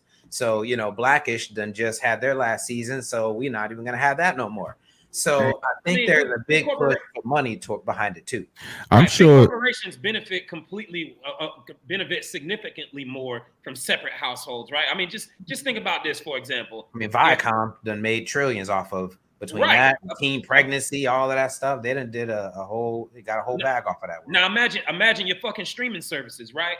Now, if me and my wife, we live in one household, we only need one Netflix account. But now if she's single and I'm single, that's 2 Netflix accounts. Times that by the 400 million people that's here in America. You understand what I'm saying? So yeah, that's just one company I just called out, right? One. So yeah, no, you're 100% right. But yeah, I'm sure. ladies, hey, ladies, Miss Toya, can we dig a little bit? We're gonna try not to pry too much, but do you mind if we just dig just a little bit? Black Sure. love. This is why I wish my wife was sitting here. She out right now with my son, take care of some things. But we gonna pry just a little bit. Mm-hmm. And I want to ask questions that way we ain't giving out too much. Are you comfortable financially with your husband more than you would have been single? Yes, I am. I'm more comfortable with my husband. Do you have to work?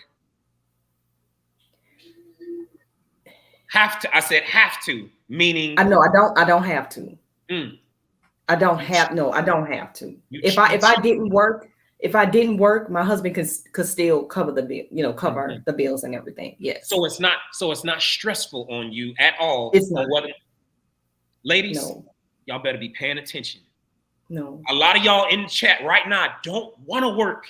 I think Miss Fuzzy and I don't understand that. I don't. Wait, you don't understand what part? I don't understand. Like, don't get me wrong, because honestly, this is how I met. This is like I came across the Lapeef Network from watching Kevin Samuels, and I was watching his videos, and I had so many women calling in saying how they didn't want to work or like contribute any kind of way to the household. And I understand if you have a traditional household, that's completely fine. But if you have a husband that needs help, what is wrong with you helping him? Like, so I think you are right there. If he needs help for, let's say, for instance, something happened, things are kind of taking a downward turn a little bit.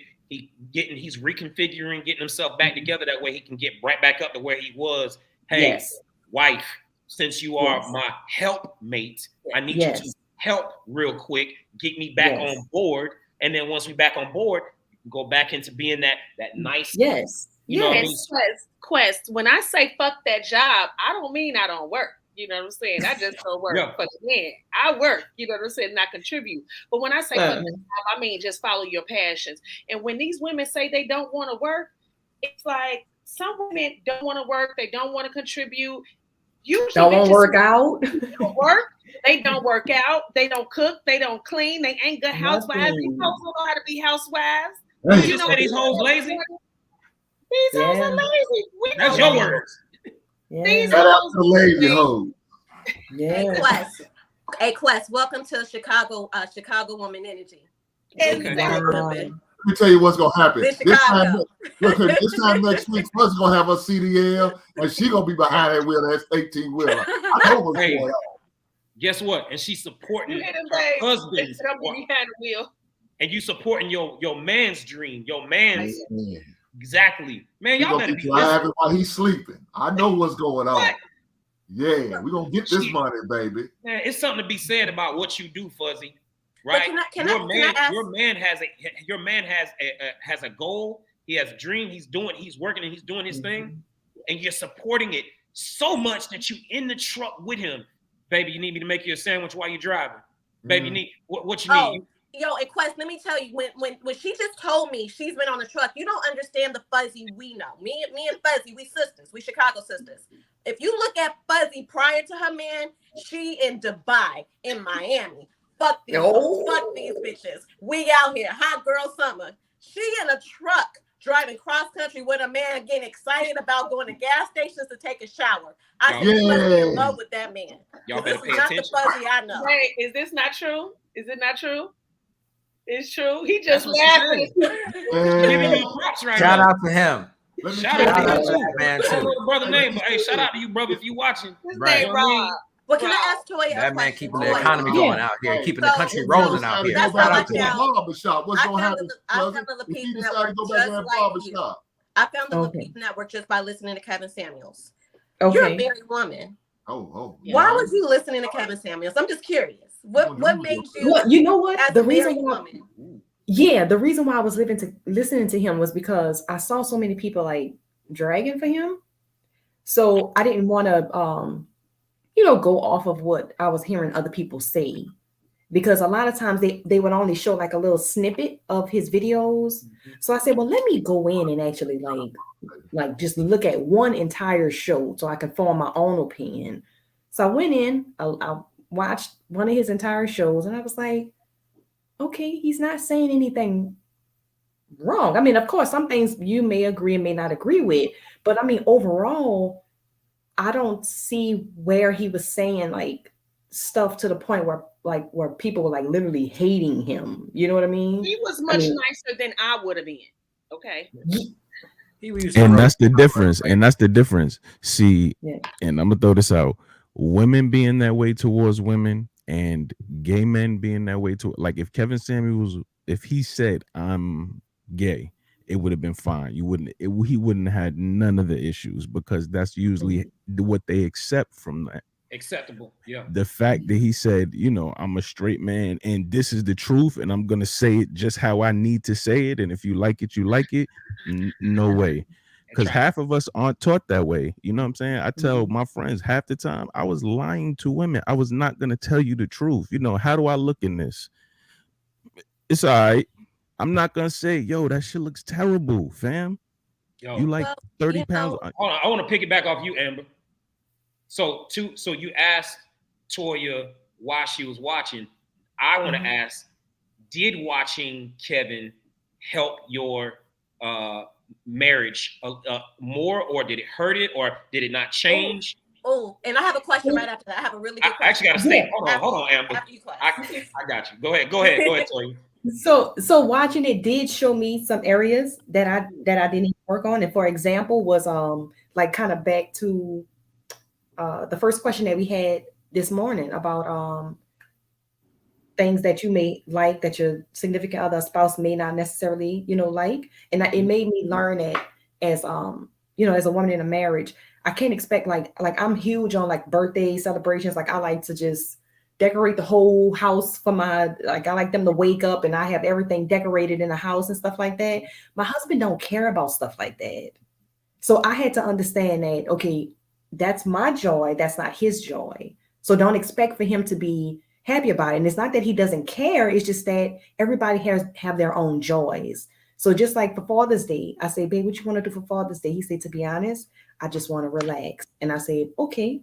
And that's what we did. We stayed inside and we relaxed. So Kevin showed me how to kind of like look at things from more of a male aspect, because with my mom and dad, they're like super old school traditional. And I don't think they were as verbal as Kevin, you know, was. So I did, even though I'm, you know, married, I still feel like everybody can still learn from each other. You know, that's just like, okay, I'm 40 and there's somebody that's 20. That's not saying that this 20-year-old can't tell me something that may benefit me as well. I think we can all learn. Like my cup is never full. I guess the question I had next for you, Toy, and I'm sorry we were grilling you, but we don't have too many married women on the Lapeef show, so we gotta hold on to you while we have you. What confirmation? Because you mentioned, and I've seen this because I've you know, photographed many weddings, and I've heard from brides where they have lost friendships when they got engaged or when they got married. And so, listening to the Kevin Samuels show, you are a married woman. What unfortunate confirmation have you gotten regarding your relationship with Black women and their relationship to men? Because it seemed like you really experienced some tough times during your engagement, and I'm quite sure leading up to your wedding. So it seems like, I think, and like I was saying earlier, like with the whole bitter thing, and like I don't have a lot of friends. You know, the only friends I have now, and it's really not a friend, it's my cousin, and then I have another friend who, you know, she relocated to Texas. But I've noticed when a woman is in a, how can I say, like in a unhappy state, she has more people around her, because like they say, misery loves company. Exactly. But the minute that woman becomes happy and her life changes, it's like all the women that were around you when you were miserable, they're not there anymore. And it went down, it was to the point to like, we're like planning my wedding, and the people that's supposed to be like my maid of honor or my, you know, oh, I can't make it, or can we do it another day, or just things that you don't expect to come from people that should be happy for you at the most happiest time of your life. And it's like women like to do like to do this whole like empowerment thing and happy International Women's Day, but that's always not really the case. If they're not where you are majority of the time, they're really not that happy for you. They're not. And I had to learn that the hard way. And this comes from friends or family. So that's why now I tell people I don't even have a circle. I have a hyphen. It's from my cousin to my friend, and that's it. It's so funny. A guy asked me the other day. He said, "Who's your best friend?" And I said, "I don't have any. Unfortunately, the women who I considered close friends, proven themselves to not, as my business gotten better or I got a little bit more notice, they proven that they really wasn't excited as long as I was on their level." And so I like the word you said, I don't have a circle, I have a hyphen, but I don't have best friends. I do have a lot of acquaintances and I have a spiritual advisor, but it's really hard. So I can relate to you on that. Hey man, so they're bonding over trauma. We don't have to deal with not these happiness. Man. We don't have to deal with that type of bullshit. Most grown ass men don't act like this. Y'all don't. We don't. I got married friends that they married. Man, I'm happy for them.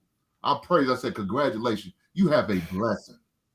But that's a blessing because a lot of women us women don't behave that way. We act like children. No, it's like high school.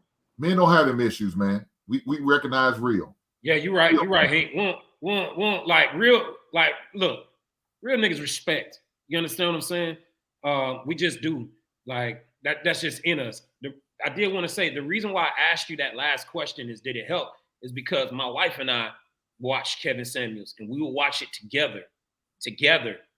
And I asked her, like, after we had been watching it for months and months and months or whatever, I asked her, I was like, yo, what do you think of all this? Right? Has this helped your stance on marriage? And she was like, bruh, you have no idea like how much more, I think I said that right, how much more I respect you now, right? It was like, because we can get complacent. And watching Kevin Samuels was like, you know what? Damn, like this nigga is, and this ain't me tooting my horn. This is me saying what my wife said. All right. Like he really that nigga when it come to this shit. Like how could I go out here in my current position, the age that I am and all these things and go and find something equivalent to what the chances are low. And she was like, that's crazy if I don't completely cherish this shit that I have here. He was like, yeah, no. I asked because I saw a difference. That's what prompted me to ask her. Like, what's good with you? And that's when it all came out. But I had already been seeing it. I had been feeling it. You know what I'm saying? In multiple ways. So, but that's why I prompted the question. My bad. I know, yeah. All right, y'all. You're just tuning in. Welcome to Lapeef-ING Sundays. Make sure we get these likes up. Logic, just let me know that the likes seem to be up there. I'll tell you, I'm about to be in somebody's bushes if you ain't liking the video. Yeah. He said we need 5 members. Let's go, 5 members. Also too, I just want to say thank you guys on the panel. I know you guys show up. Some may be your first time here, but I just want to say thank you. You guys have been supporting the network in various ways. And I just want you guys just to hear it. So I appreciate you. I love you guys. Let me know if you need anything. And people that's watching that show up and support us all the time, thank you. Because without you guys, we would not be who we are today. So as we continue to grow, let's do this. We're going to continue to bring more shows to the network. We're going to grow. We're going to be hitting multiple cities. We in Atlanta. We hit Houston. Now we at Atlanta. I think DC might be the next one. Chicago is going to be up in there. But I definitely want to take the show on the road. I want you guys to get the Lapeef experience the right way. Hey, JR, I don't know if you heard, but I'm going to create a petition. The chat ninjas have assembled. We're going to petition for Toya to have her own show for a wife class. And everybody in the chat agreed. It was nothing but ones. They flooded the nothing chat. but ones in the chat. Hey, you know what? Even though I walked away, I did see it. I thought about slowing down the chat because the ones were just flooding. So, oh no, you never know what Lapeef Network gonna do. So yeah. And again, and all of you guys, I've met in the space. I didn't know either one of you guys. Why? I know Andrea, Chicago. I need to play that damn thing on some Chicago shit. This Chicago. Yeah, so I Hey, knew her. this ain't pick me school. Haters. This is wife class. This Well, is you not know, pick me that's trash. This well, is that's what you're called. You know, if you've been picked, that's what you're called. But that's the main ones that want to be picked, though. That's how I look What's at it. wrong with getting chosen? What's wrong with getting picked? It's because they're not chosen. Well, it's because you got to give up. It's a certain amount of power that's associated with it. You know, you figure like you giving up the power and giving it to the man to, you know what I mean, solidify you or, you know, whatever it is. And so women just hate the idea of giving up that power, even though in the end the outcome is what they're looking for. So I think that's what that is. I got plenty of room in Miami for y'all golden girls to live it up together. All right, before we go on, let me get through these super chats. It's 11 of them. Any volunteers to read? I'll read them shits. Let me read them. Okay. Chat ninjas. JR, what a Lapeef cap and t-shirt. Hey, what's up with the gear, JR? Appreciate that, Gary. April Johnson, that class would be great, but first you have to get a how to accept accountability class.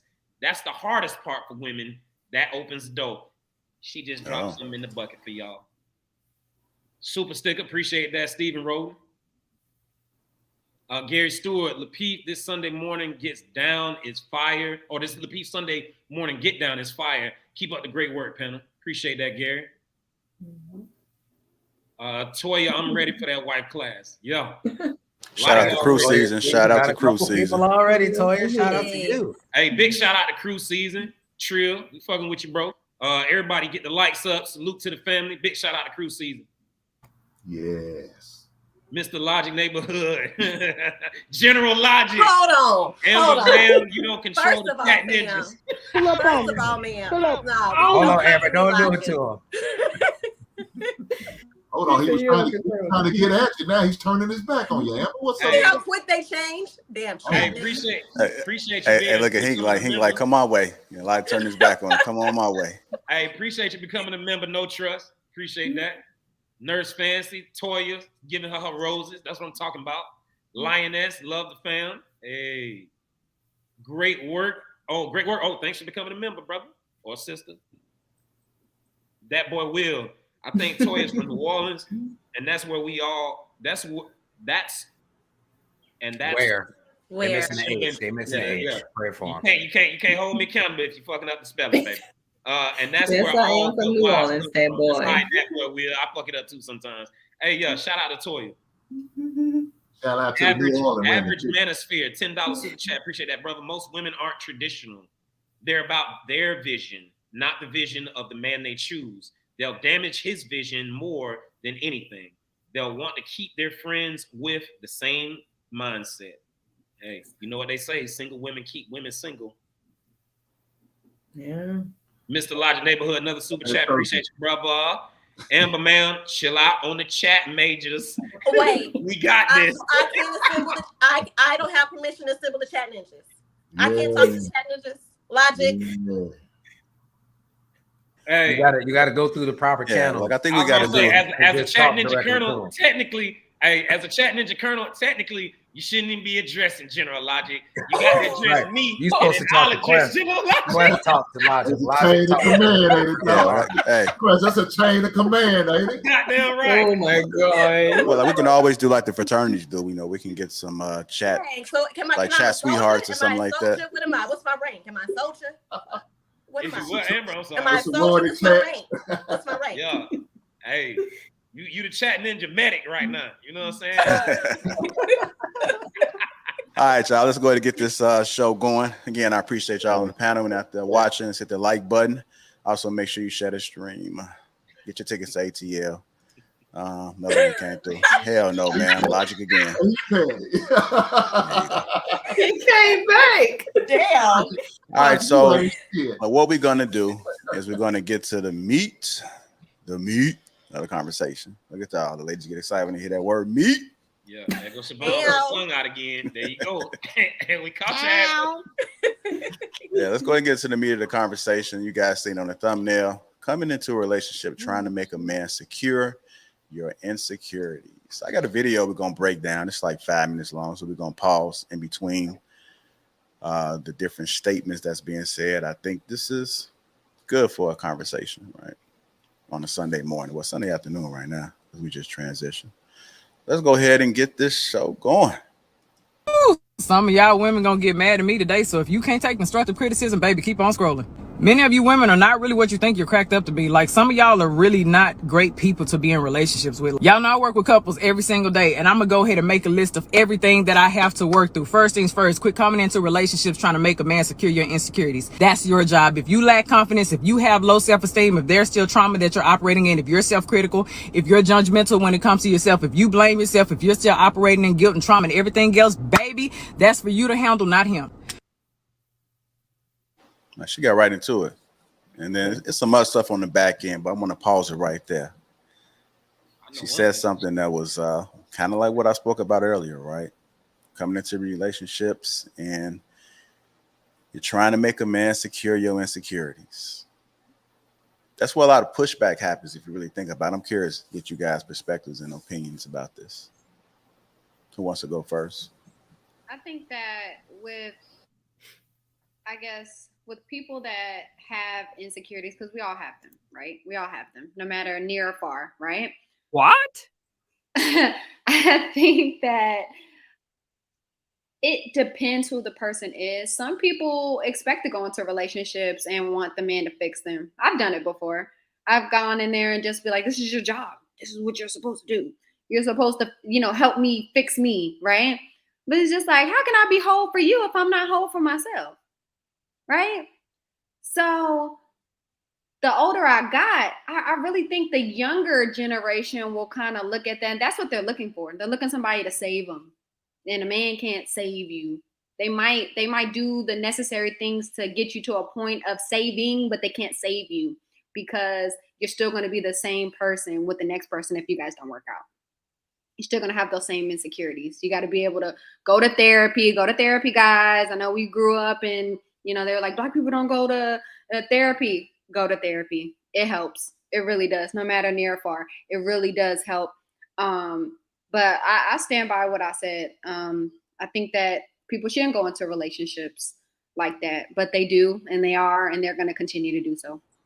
And I really think an issue with that is that's where a lot of criticism comes from, men on women and women on men. The fact that an individual can't find a person who will make them secure in their insecurities. So, for example, let's say you're a person who grew up with an abusive parent, and now throughout your life, you're looking for a partner to kind of make you feel safe around them. And if you're just unable to find that person, you start to say, well, these men can't protect me. You know what I mean? I don't feel safe around men, yada, yada, yada. And now that's the thing that's keeping you from really opening up in a relationship, is you not feeling safe. And that all came from your upbringing. Well, even though a man is, of course, supposed to be a protector, they may not be able to protect you in the way you want or need, or it just doesn't feel it. And you end up ruining all your chances because of this kind of insecurity. So I feel like some of it could just be, again, trauma-based, like we spoke about earlier. And these days, a lot of people are just not equipped to even help you deal with that. So not only should you not go into a relationship, I feel like some people do have to go get therapy, like you said, Siobhan, and really get that worked out, because you're going to be searching around for a quality that really doesn't exist, unless you get with some huge physically imposing person or whatever it is, or get a person who has a certain occupation that you think can protect you, or just whatever it is. But then you are only with them for that thing and not really for them. And that's not even necessarily what the relationship should be built on either. So I really think that it's a no-win situation when you expect other people to solve your financial insecurities. You might have grown up poor, and now all you want to do is be with a man or a woman who's a doctor, a lawyer, or whatever it is, even though you're really not ready to live that lifestyle. So I think it's never a situation where you can win. It's always something that you got to really, develop within yourself. And then once you're somewhat over it, you can then bring another person into your life. Not only do we have to be, there's some shit here. Not only do we have to be the one that is the provider and providing security, we got to be, Your fucking therapist too? We cannot do that, bro. We are not qualified to do this shit, man. Nope. No. Nope. I'm not here to be the guy that's like trying to find out ways that I can help you overcome your issues with your black ass elbows. Nope. Right? You have a personal issue with it. And I'm falling apart at the seams, right? I'm just throwing some bullshit out there because sometimes it be that fucking petty, bro. It really do. We're not fucking therapists. We're fucking men. We're heads of households. We're not therapists. So no. Sorry. Woosah, Quest. Woosah, bro. Woo! Get you a black elbows. Had that conversation before. Black ass knees. Yeah, nah. It's some black kneecap motherfuckers out there too. Patch eye. Soap and water, baby. Insecurity. Your black booty. Oh my JR. Stop. JR. Or you just or you being fat. You insecure about your no weight. toenail on the pinky toe. Yeah. If they out there, JR, they out here painting skin. That's what they doing. They Oh my painting God. meat, Oh my not nails. That water. They painting meat, not nails. Nasty ass. Yep. Crooked finger. JR, stop. Oh. Finger toes. No, but there are no. In all seriousness, No ankles. in all seriousness, there are women that are Your calf's bigger than mine. insecure about weight and stuff like that, and you want us to be able to like make you feel more like we can't do that, bro. You need to go and talk to a therapist. That is not who we are. But go ahead. Sorry. Those nappy roots in the back. Put some soap on that neck. Yeah, the BDBs back there. Put some deodorant under that titty. A little bit of baby powder too. And put something behind that knee because it's sweating like crazy. The drippy back. Call him out, JR. You ain't the only one dripping sweat. Oh, hold on. Yeah, we can talk about something serious. Some of y'all insecure about your own goddamn hair. The hair that grow out your own head. You're insecure about. We're gonna go there. You know you about to get the female chat ninjas triggered. I already know. Let's get it popping. Bring them out. Big black nipples. Big black nipples. They are for real. Like y'all come on. I know, no, for real though. Dying over here. Oh my God. God. Let's stop. I kind of like it. Some of y'all are insecure about the own hair that grow out your head, and you think that you fighting insecurity by throwing on these goofy ass wigs. Shout out to the bald head How are you hoes. expecting Shout your out to the bald head hoes. Because I'm bald head. Don't let these braids fool you. Shout out to Toya, baby. And listen, how you expecting your man to fix that? That's something internal in you. 9 times out of 10, he'll probably tell you he prefer your natural hair anyways. But what you gonna do? You're not gonna believe him. You're gonna stay in your own head. You won't even receive the help when you fucking get it. Well, Quest, it's a few things that go with that, right? A lot of women who are insecure about the hair that grows out their head because they wear these lace fronts. When I see these women gluing this stuff to their head, it's fucking ridiculous. But they men will be like, "Don't wear makeup, baby. Don't put this glue on your head. Don't stick this weave on," and then will cheat on you with the bitch who got a BBL or a bitch who got hair glue to the scalp of their head. So that's what makes these women insecure. No. Hold on. We got to get to Amber. And that is kickity cap. Good. Cap. No, I'm not gonna let you get away with that. That is not why women are saying I'm putting a doggone wig on their head because I'm finna get cheated on anyways. Cut it out. Yeah. You don't even believe that. Get that horse hair up out of You here. went mute, baby. Go ahead, Amber. Okay. Go ahead, Amber. I was about to try to be deep on my spiritual shit, but you and JR have me so thrown off. Oh shit, my bad. Just love for the ball. Talking about black knees and ankles and BDBs. Give me a moment. No. All right. Does anybody else want to speak on the topic though, real quick before we break down a little more of that video? I mean, honestly, I believe that she's right. I mean, everybody has insecurities, whether it stem from like physical, relationship wise, finances. Like everybody struggles with something. I know for me personally, I physically struggle with like I have acne. I'm like freaking 40 years old, but I'm still dealing with acne. But that comes along with PCOS. So I mean, it's something that I just can't. Solidarity. But I can't. It's just something I can't. Get rid of it. But for that reason, I've never been a type of woman to be like, oh, I'm gonna wear a lot of makeup to hide it. I don't. When I met my husband, he saw me barefaced. He know what he's dealing with, and I never wanted to, make myself feel like I had to, keep myself covered or look at myself a certain way to feel like I'm pretty. Like this is real life. This is something that I deal with on a day-to-day basis. Sometimes it's monthly, worse than others, but it is what it is. But that's not for my husband to feel like he has to make me feel pretty because it's something that I deal with. I just accept. I love the fact that he knows that this is something that I struggle with, and he still looks at me like the most beautiful girl in the world. So that's all that matters to me. Hey, General Logic, I think you might have to add one. General Logic, you might have to add one to your criteria. You said you always wanted to come barefoot and butt naked. Make sure they show up barefaced too. Make sure they show up barefaced. Big shout out to you. So insecurities come from a belief.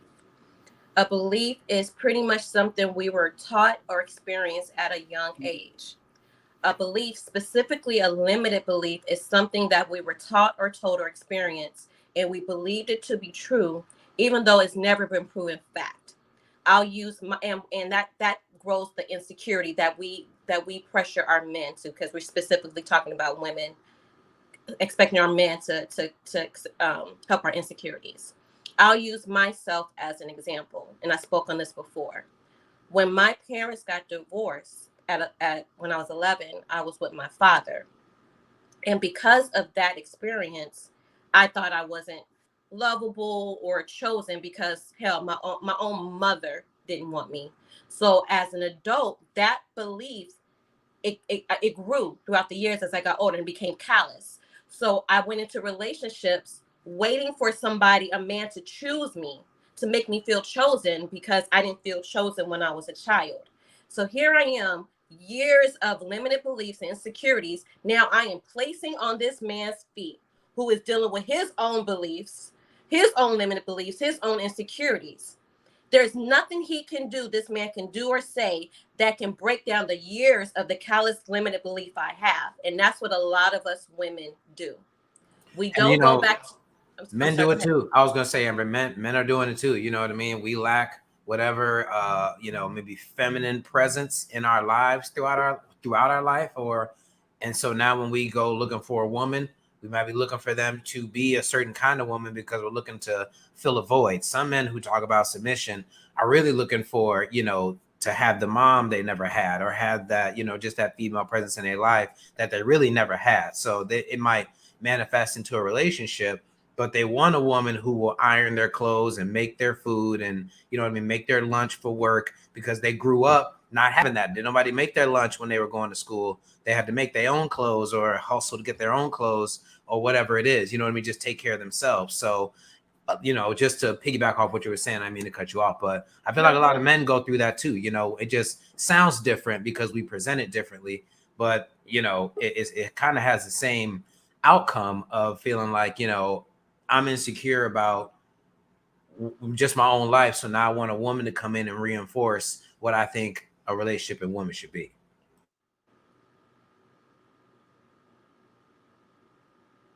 It's supposed to be playing.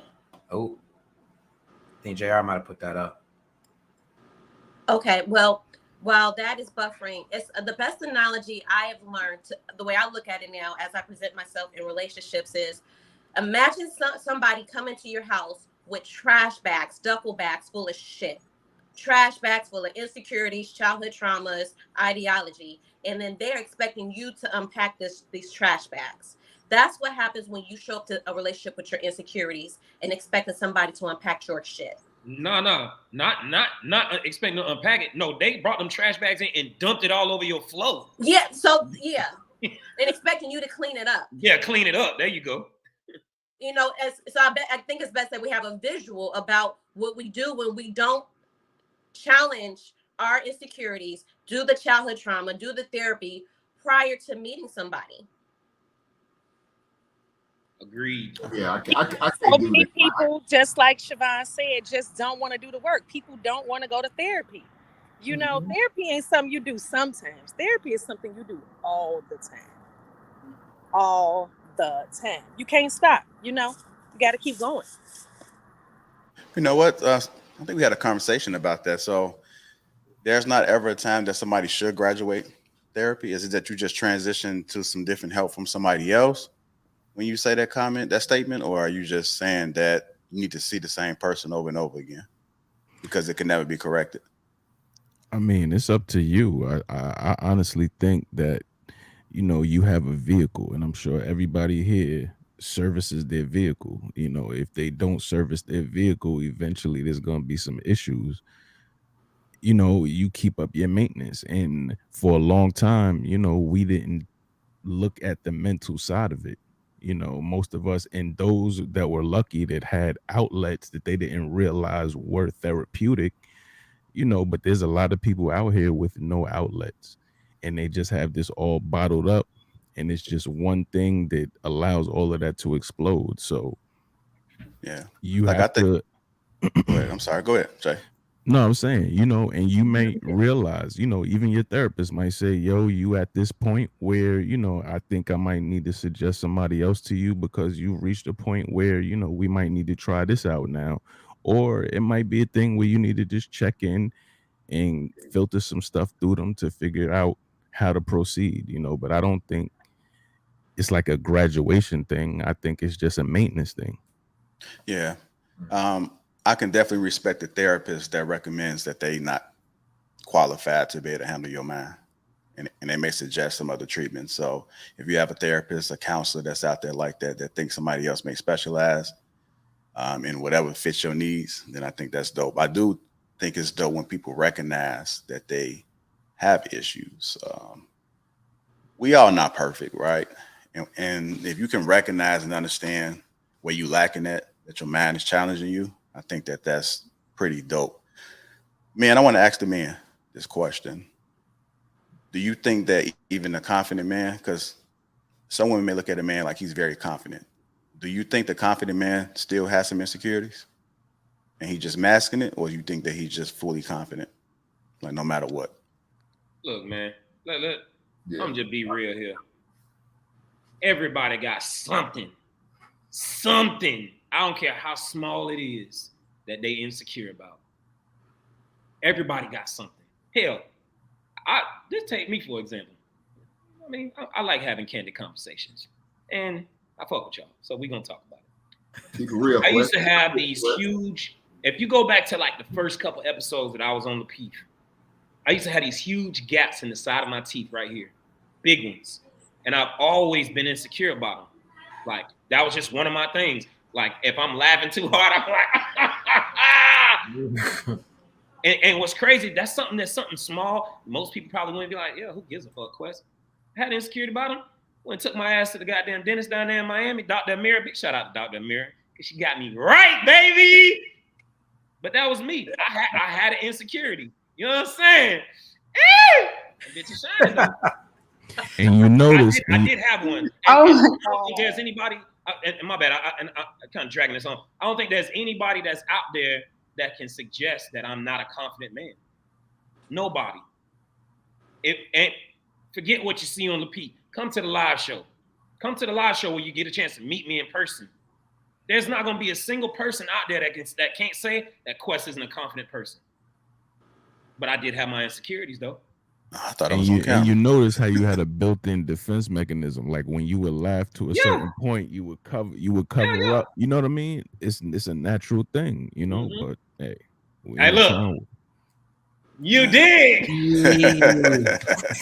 I know that's right, dog. I know that's right. Yeah.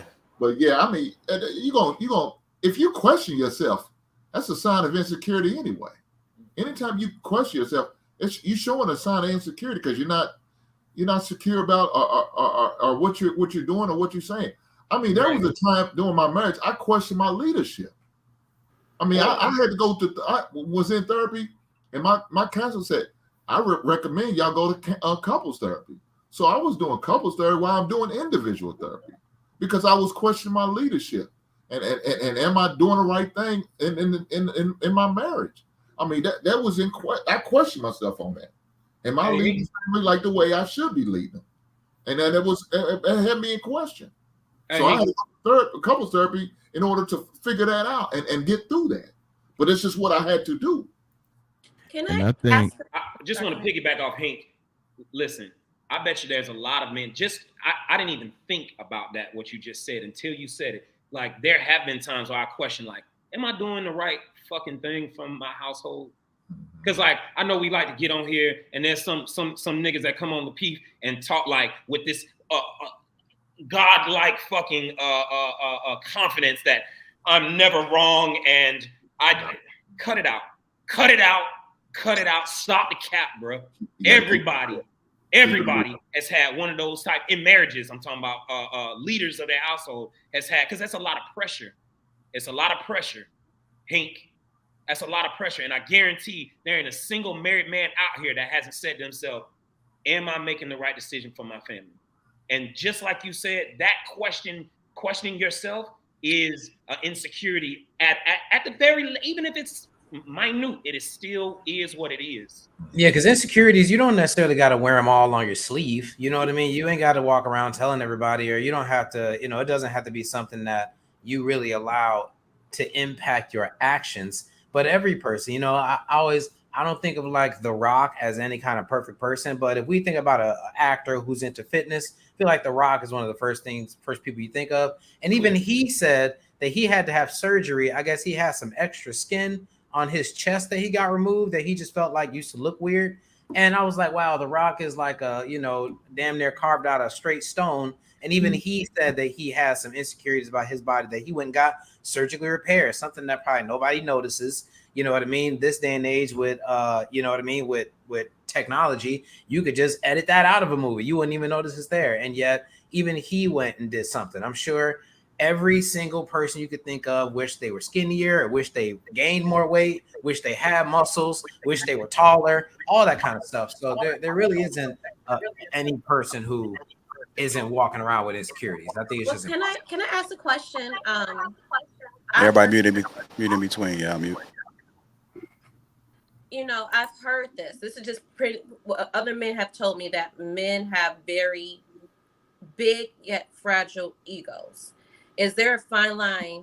Just going back off what JR question was regarding men and insecurity. Is there a fine line between a man's ego and insecurity? Well, the ego is all the things that you're confident in put together. You know what I mean? So you try to double down on all the things you're good at, all the things you feel dominant at. And then when somebody brings up something that you are deficient at, that's where, your ego can kind of come down because you've been reminded of something that you're not good at. So I think that that's kind of where the fine line is. Like, you're walking in your own confidence in all these different areas, but there is an area that you are not confident in. I mean, you could be the king of the world, but if some woman says, well, but you got a little dick, that is going to be something that can tear you all the way back down to regular. You know what I mean? So, and that could trump everything. So I really do think it's a thin line. And it's because, men can just be so, so hyper focused on what they're good at that, you bring up something that they're bad at and they could crumble. So I think it's very thin line between those two emotions. But I think the main thing is, everybody has their insecurities. Everybody's going to question themselves. The main thing is creating an environment where you feel comfortable asking for help. Like so many of us is walking around with our pride and our ego. We don't even want to ask for help. If you have that environment, like those homeboys that you could just be like, dog, this is going on. What should I do, yo? I need your help. Because that's the hardest thing to do as a man, to ask somebody for help. Yo, at one point in my life, that was not happening. But is that ego or insecurity? That's ego. Like, I hear so many men. That's ego. I know every man I know have a hard time asking for help. Is that's that because ego. Of ego or insecurity? That's ego. The insecurity that's both. is No, that's both. Ego is the asking for help. Insecurity is the having to ask for help. The doubt is the insecurity. Too. The doubt is the insecurity. Asking for help is the ego, right? Which is why I agree. Like, I ain't got that much ego to where when my insecurities kick in, to where I can't say, you know what? Let me call the therapist up. Wop. Hey, this was blah blah blah blah. Or my homeboys. You know what I mean? Ain't always the therapist first. You know what I'm saying? And typically it's the homeboys. But if it's some shit that them niggas they don't have any idea about, any clue on what that particular issue is that I'm going through, I'm gonna have to call up the therapist and they might try to help me navigate, whatever. You know what I'm saying? So yeah, the ego will stop you from asking for help. Hey, can I just ask something? Can I ask some real fast, Hank? How y'all doing today, everybody? Thursday energy, you good though? No, it's not no Thursday energy. I asked. Okay. We good, Logic. What's good? What's good? I'm gonna show you how I ain't got no doubt or insecurities. Y'all wanted me to show y'all how? You lying. What? That's a Thursday energy. Do y'all bring Thursday energy? I ain't got no doubt or insecurities. You got your do-rag on and it's 3:00. You got insecurities, my brother. No, you see this? You see what that is right there? You ready to put a ring on the Logic? It ain't up there just to be up there. Who you proposing to? You proposing virtually? Who you proposing to, boy? I ain't got no doubt or insecurities. Shit, I'm throwing my shot live. Who you shooting your shot at? Shit, they know who it is. Amber. Oh my God. Amber. That man shooting for you. I thought you proposed to Tam on Chic Critique. Oh, we ain't talking about that. Don't worry, we on this show. You was just on Chic Critique claiming Tam. Look, we on this show right here. Thing ain't ready to make every woman that comes on. Proposal. So guess what? She didn't miss that. So hey, look, my dog digging in his African roots and having multiple wives. My boy can afford that. You see what I'm saying? Oh my God. Logic, you ain't shit. No, look, I'm serious. I'm tired. Look, I woke up in the morning and my milk was spoiled. I couldn't even make me no cereal. There was no doubt in that. What? I called his wife being there having stuff in the refrigerator.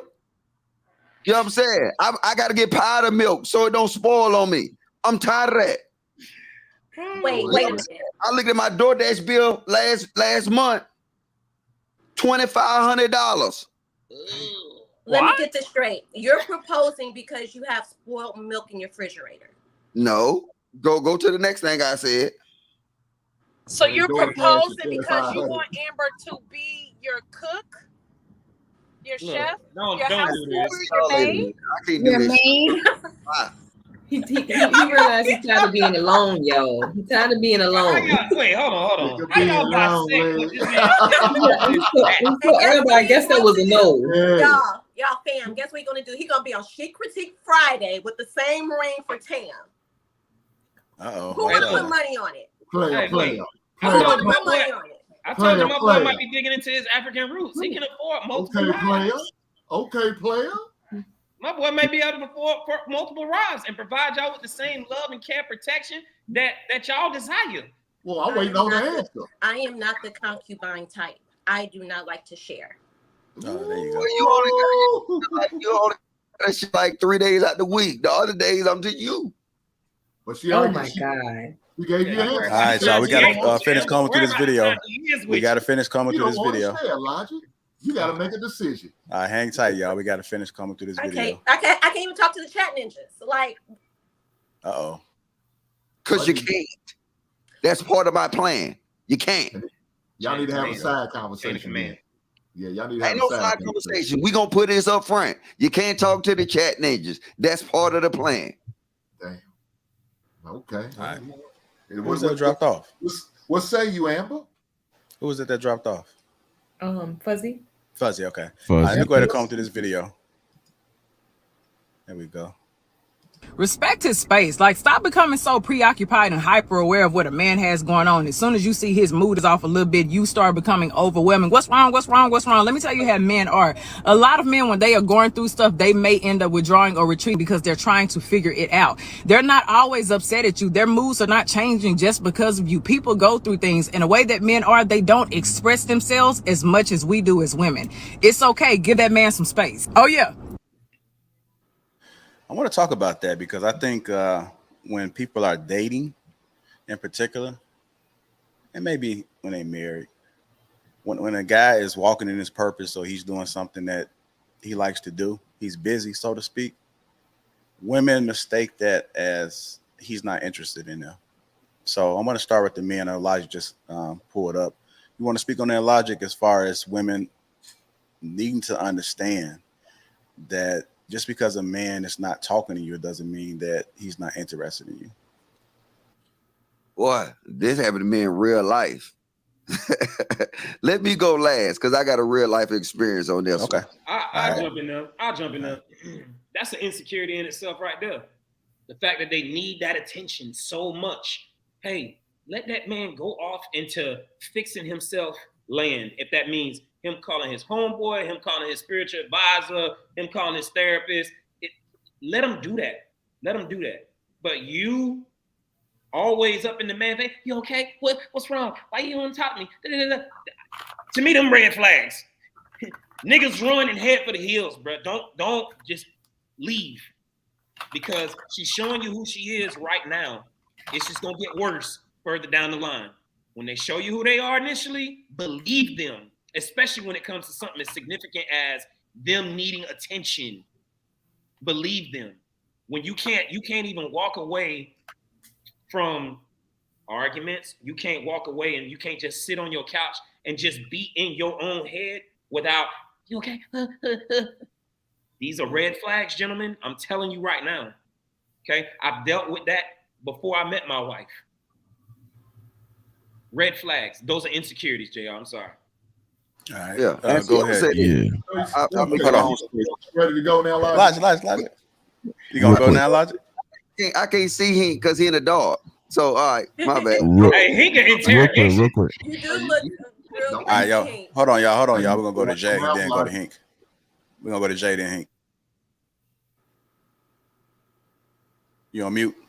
Jay. You on mute, bro. You on All mute. right. If you have something that you're doing, something you're working towards, something you're trying to build, if you notice that this person is a hindrance more than they are helpful, you need to remove that, man. Because I've definitely in past situations, I've noticed that I'll have something when I meet someone, and I've noticed that I will get removed from the amount of time that I put into that due to this relationship. So if you're noticing that you're working towards something and and it's taken away from time, from your goal, from your dream, you gotta reassess that relationship and get out of there. Okay. Hank?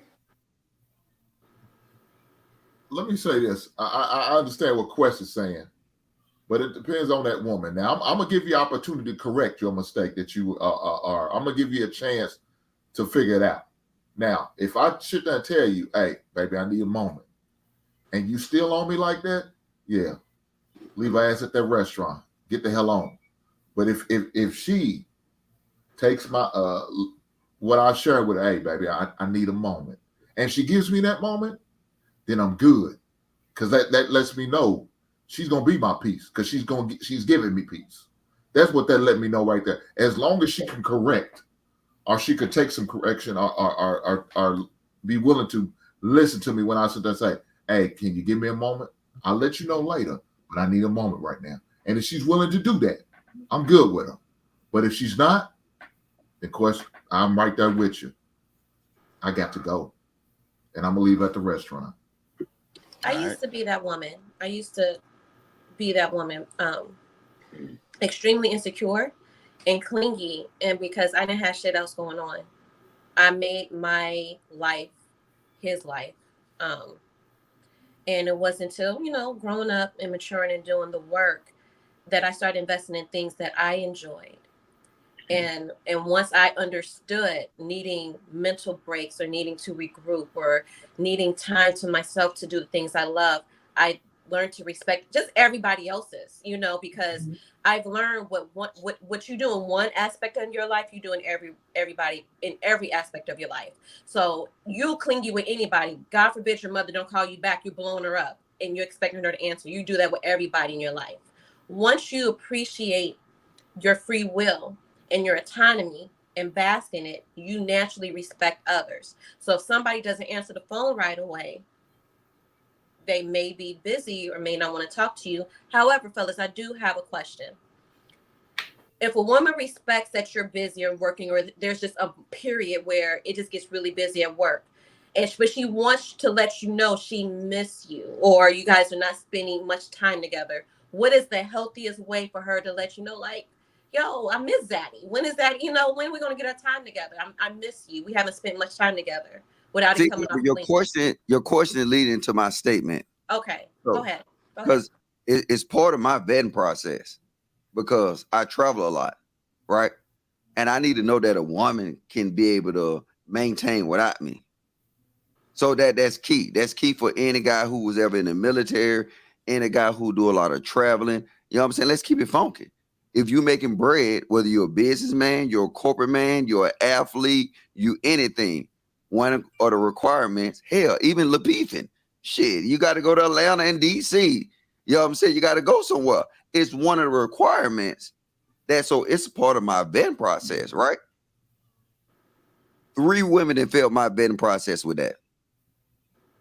That, you know what, they just couldn't deal with it. Like I said, if you can't, and I'm not going to tell you it's part of my vetting process, because I want a natural reaction from you.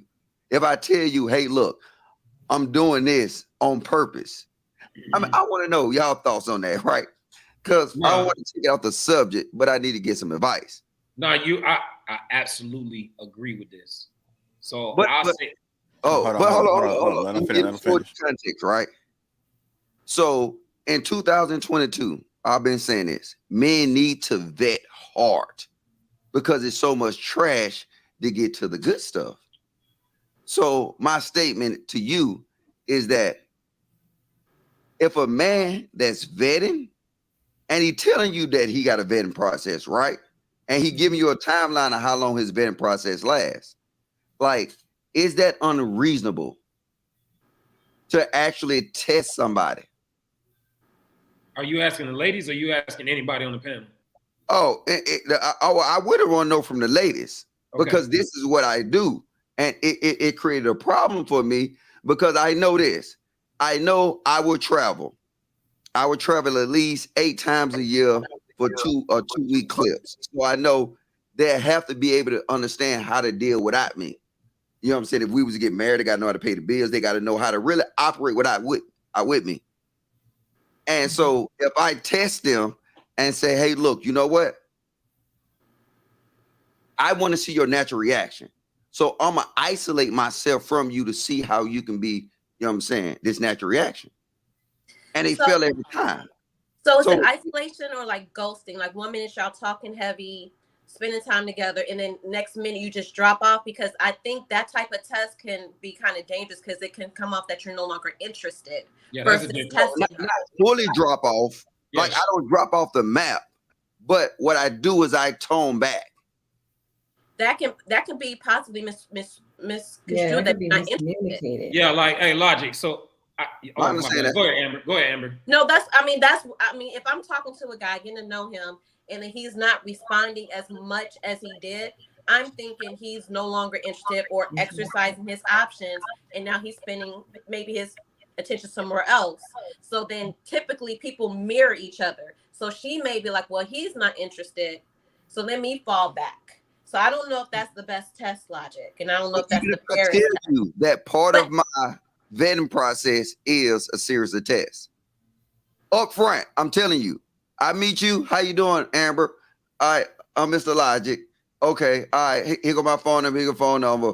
2 weeks later, you know what? I like you. I'm going to start vetting you. But as part of my vetting process, I will send you through a series of tests to actually understand your natural reaction. If I tell you that up front, You'll still feel that way? I'm talking about me specifically. I ain't going. I'm not walking on eggshells, because the thing is, it's going to keep me like, oh my God, is this a test? How should I be? Did I pass? It will keep me in this anxiety, and it's not healthy. If I'm presenting myself to you authentically, and this is who I am, but then now I got to walk on eggshells to prove that I passed the test to be in your life, I ain't gonna last. I'm gonna be honest. Hold on. I want to say something real quick, because to me, there's a difference between whether the guy sought after you or you sought after that guy. So, and I've said this before, if a woman pursues a man, hypothetically, right, you have to understand that you're interested in coming into his world. So if he shows some interest in you, you guys are still learning each other. So maybe he might notice something, you know, in between. He's just trying to figure it out. Like, let me just, you know, maybe it might be too much of this. Maybe he might need more of this.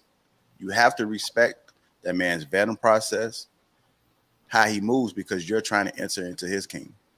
Now, if the guy pursues you and he's giving all this energy and then he starts to slow down, then I can understand your point where, you know, something ain't right. You know, he was all in the beginning, this and that. People are learning each other, and it's going to be different from every person. It's going to be situational. It's not going to be one way.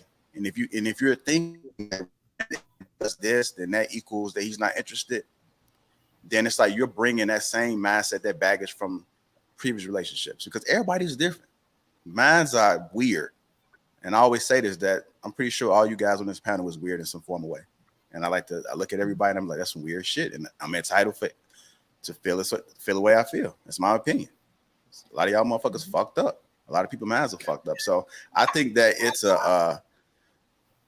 a form of insecurity to approach it like that. You have to have an open mind, because people are weird.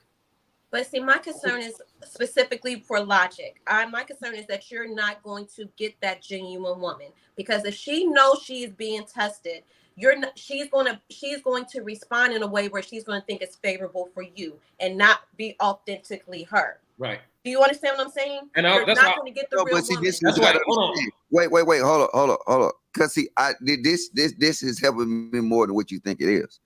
So I'm not saying, hey, here's your test, you're being tested. No, I'm not. Like, I really, you know what? We'll do a show. We can do a show on Mr. Logic 8-month criteria, and I'll lay it out to you that is broken up in phases, right? I mean, I'm organized like that. It's broken up into phases, and it's been explained in detail, right? So my process. So you'll see me in my process of vetting. I will have one phase, then I jump to the next phase, then I jump to the next phase, and in each one of them phases, because see what it is this is what I think we do wrong, right? I think we meet somebody, we say, I like you, you're pretty, you like me. We start going on dates. Next thing you know, she come to the house. We start smashing. You don't know their name. You don't know their family. You don't know nothing about them. And what happened is you'll end up at the verge of a committed relationship. And then you don't even know if she can do something as simple as hold the fort down while you go away for 2 weeks. I don't understand why it has to be so complicated. Why can't two adults present themselves authentically as who they are, and then make the choice if they're going to rock with each other or not? Right.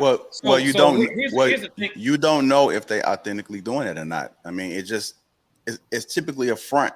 So you can only front for so long, JR. Yeah, I understand that. I understand that. But what Amber has to understand too is that the women are vetting. You know, for her to look at Logic, or not her in particular, but for a woman to look at that man and say that's a red flag, you know, he's switching up or something like that, that's part of her vetting process. She's trying to see if he's going to be consistent. So it's vetting happening on both sides. That's why I say you got to have an open mind on both sides to how people operate. And it's going to be situational. It's not going to be the same. You cannot, there's a base, right? I don't think that that's the base when it comes to dating, that if a man is retracted, he may be trying to figure some shit out. Maybe he's stressed. Maybe it has nothing to do with you, and he's trying to figure out, just as she suggested in that video. Maybe he has a lot going on. He's trying to process, and he's really trying to focus on what he's doing in that moment. You got to give him grace. You can ask, but don't start assuming, because then you're going to start moving funny, and then he may start moving funny because you never had the conversation with him. Your intuition, your spidey senses is kicking in, and he's on that fuck boy shit. And then guess what? Once you start losing interest, then he has options, right? So he really not going to pay no attention to you, and then you wind up losing out. So here's what I'll say when it comes to vetting, right? And Logic, you may be able to understand, remember some of this shit, but over in the special ops community and other communities outside of that, we know the best natural, most organic reaction we are going to get from recruiting certain people to do certain tasks is by letting them operate, and they don't even know they're being tested. We're asking them to do mindless things that we thinking is something that doesn't have anything to do with anything. Hey, do blah, blah, blah, blah, blah, blah, blah, blah, blah. They're being tested. Did you go where you were supposed to go? Did you talk who you were supposed to talk to? Did you make a stop in between here and there? What the best natural reaction from human or natural human reaction is to let them operate and not even know. When I said earlier, yes, people can fake it for up to like 6 months. Okay, you ladies are excellent at putting on this bullshit ass front about being this nice, perfect catering. At some point, we gonna see it break. Yes, sir. But the difference is Logic was telling these women they're being tested. It wasn't Right, that's why I don't suggest it. That's why I don't suggest it. No, he did not say that. Yeah, he he asked, didn't say should that. he? He asked, should he? Oh, I thought he said that No. he chose them. No. Wait. Hold up. At the beginning, I said you are being vetted, right? Right. Did you tell them they're being tested? Did you say No, that? listen. Oh, sorry. No, you good. Yeah. Logic. It's so sad.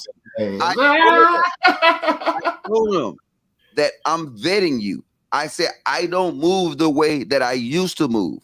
I said my vetting process takes 8 months. After I finish each phase of my vet, I will let them know, hey, look, this is what occurred. And then they'd be like, oh, wow, I didn't notice that. Like they'll see, okay, it switched from me to my family. They be surprised. They don't know this. They was, because in their mind, they don't think it, but it's part of my process of actually truly vetting them. Don't and tell them. if you go to vetting is testing. That's all it is. And you telling them that. And the reason why Quest did, he said that's where I got it from. To see people's natural reaction. You don't tell them. If I tell you, hey, Amber, I'm testing you to see how long you can go without having sex with me, right? And I tell you that, then guess what you're gonna do? You say, okay, he gonna wait 4 weeks, so now I'm gonna wait 4 weeks to do that. So now I'll never get a natural reaction from you.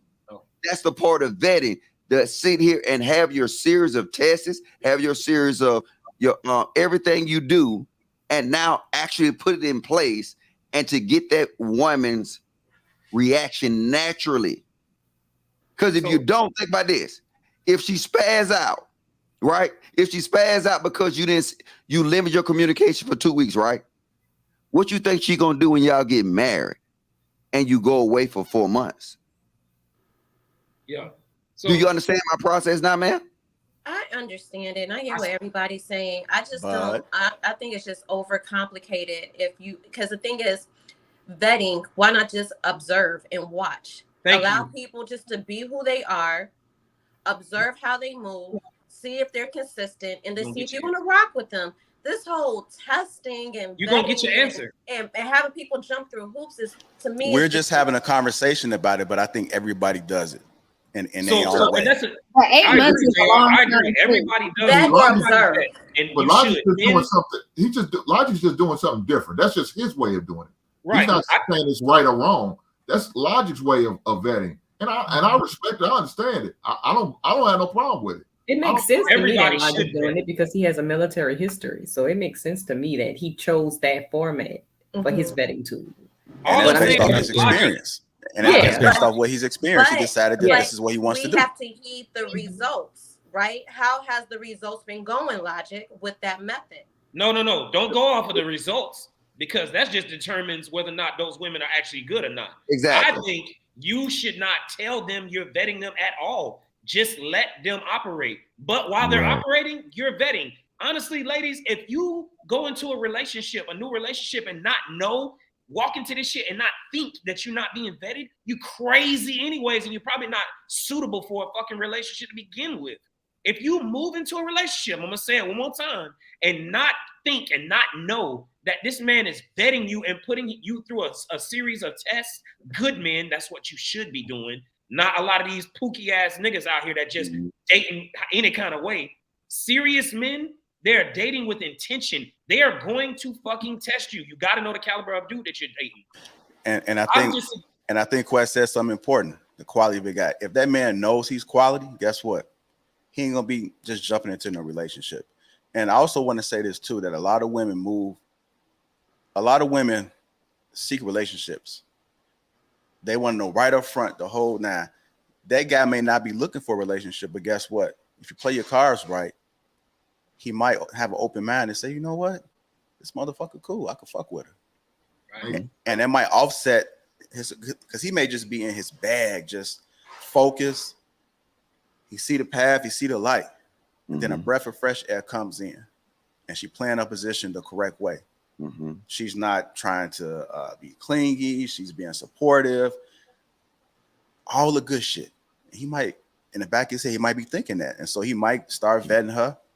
Not obvious, right? But again, I think everybody vets to a certain degree. I don't think it's just that people are just hopping in relationships without putting two and two together. Hey, Logic. Let me say this. I'll piggyback off of what I'm sorry. Let me piggyback off of what JR is saying.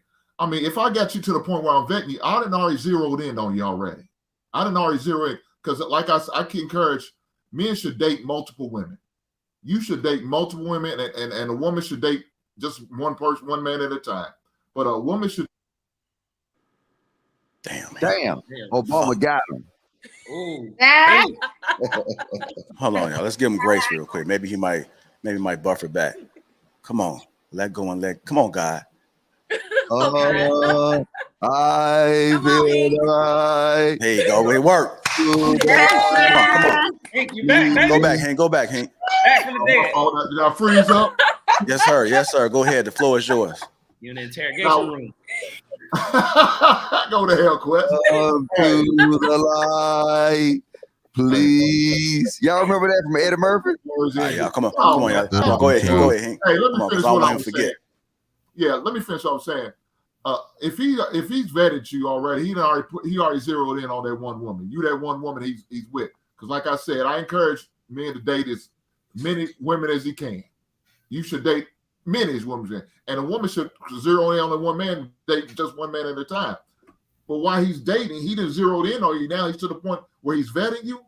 Now you know there's a chance you gonna make it if you make it through the vetting process.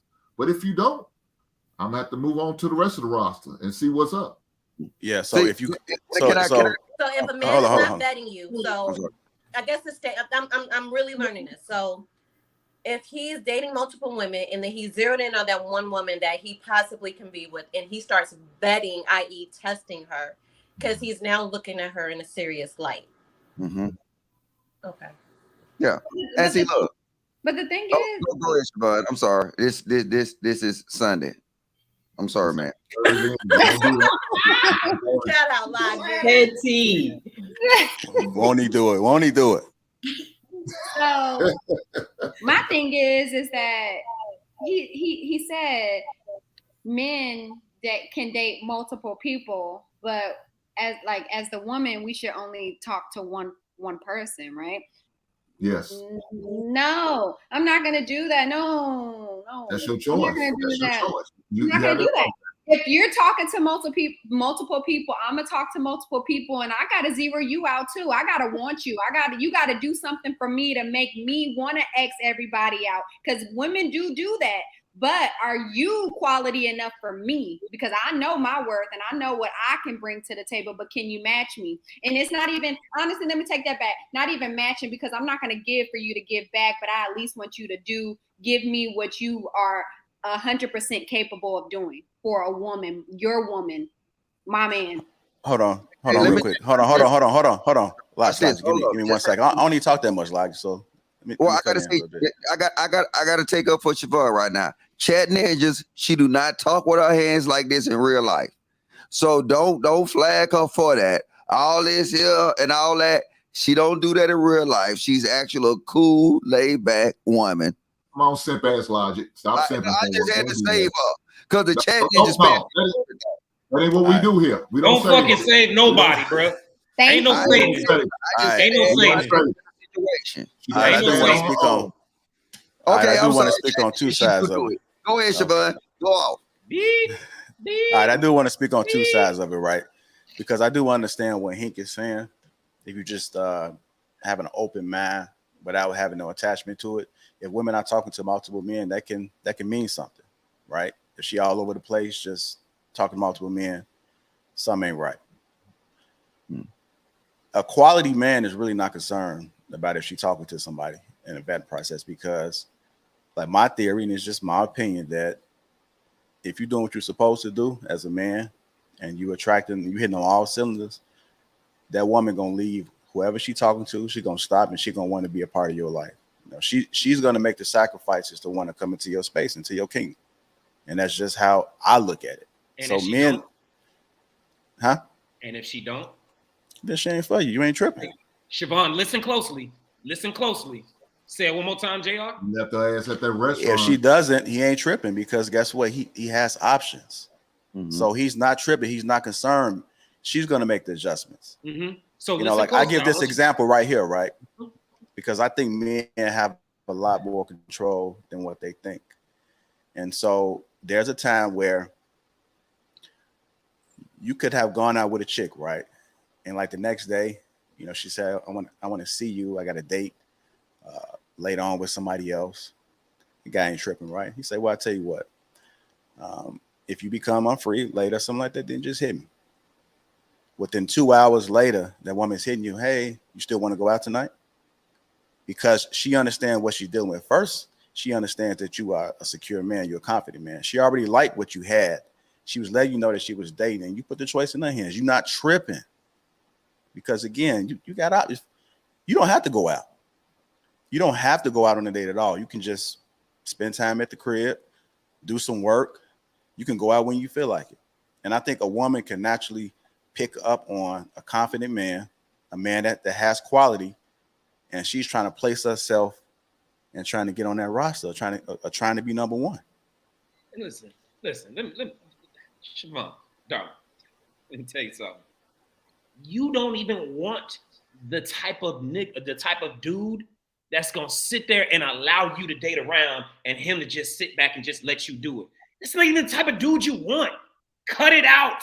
You want a confident man, just like what JR is talking about. What confident man you think is gonna sit back and just be like, oh, well, just let her go and keep dating around, and then maybe she'll come back to me. Cut it out, bro. These little conversations that you be having inside your head, and you think that's gonna work. It is not gonna work, and I guarantee there's some ladies out here that may be able to tell you otherwise. That is not gonna work for you, darling. It is not. And here's the other thing.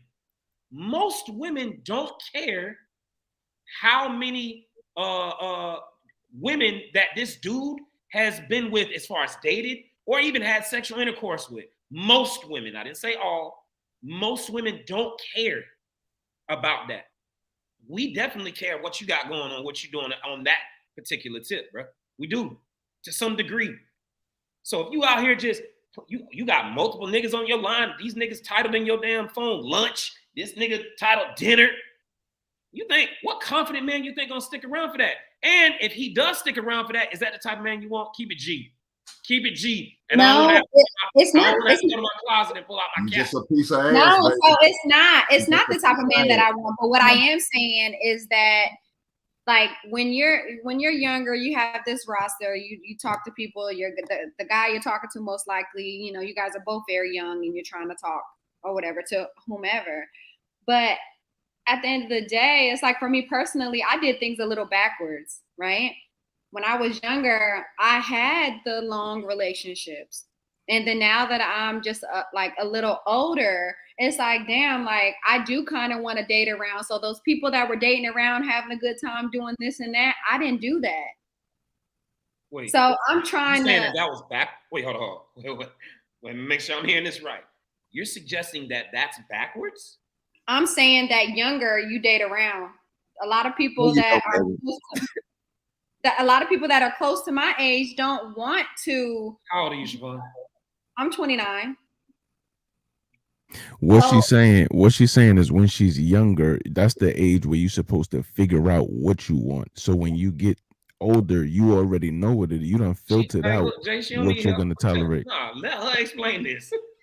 Yeah, but I mean, Jay just said it. But like I said, like younger, you're able to you're able to date. You're able to date around. And I mean, you're able to date around older too, but I'm just saying, like older, you want to be with somebody, one person, this and that. I was with one person when I was younger, and I was with that person for a very, very long time. It just did not work out. You know, you have the ring, don't want to get married, you move on, right? Okay, I'm gonna ask you this, Siobhan. How old were you when you started dating him? How old were you, and how old was he? I think I was 19 and he was 21, 22. He wasn't ready. And you were. He wasn't ready and you were. And you probably got that outcome, right? Yeah. Because I don't want to say the rule again, but it's obviously that it's mathematically proven. Look, men go through a casual phase. Women can't afford to go through casual phases. So what I'm saying that is to say you was in your right frame of mind.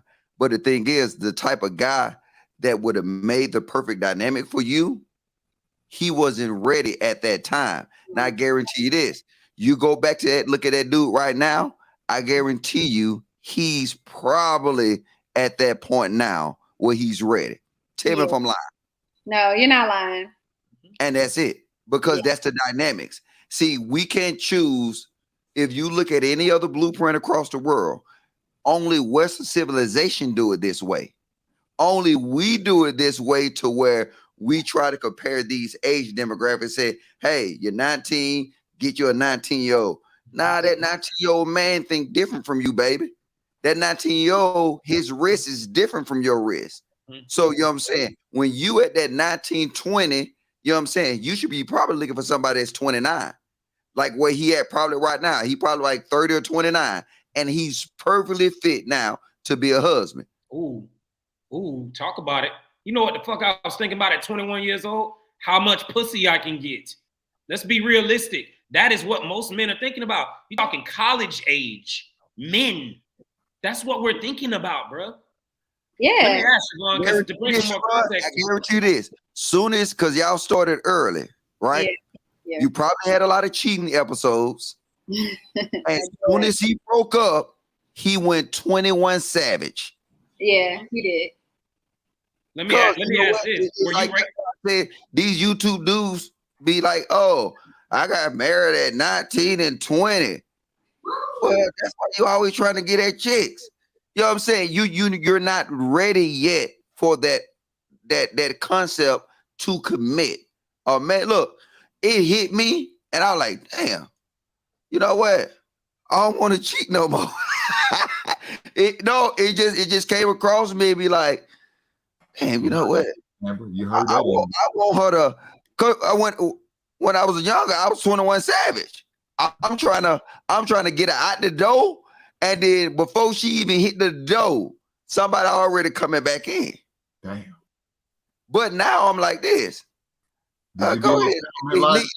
Hey, my rules have changed. I'm like, go ahead, you can leave your bag in there. I got you a closet. You know what I'm saying?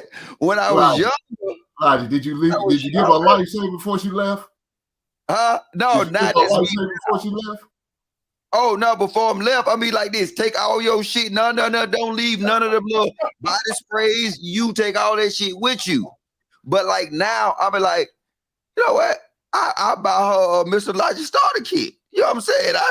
I have her own shit. She got her own bathroom. Logic, what you saying? You don't have What kind of curves you like in your bathroom? Logic. So what you saying that Amber got a drawer and a closet space? I get a robe and everything, Hank. You know what I'm saying? Everything. She good. You know what I'm saying? Hey, family. You got panties for her. We got everything. The little body sprays. You know what I'm saying? Hey, we got everything. That's a mythological starter kit. But the polo starter kit, it didn't exist.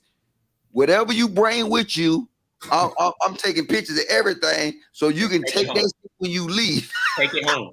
All right, fam, we gotta push through, y'all, so we can finish this show. Talk with Leah. I appreciate that though. All right, let me peel through this real quick. Don't be for the streets. The clinginess.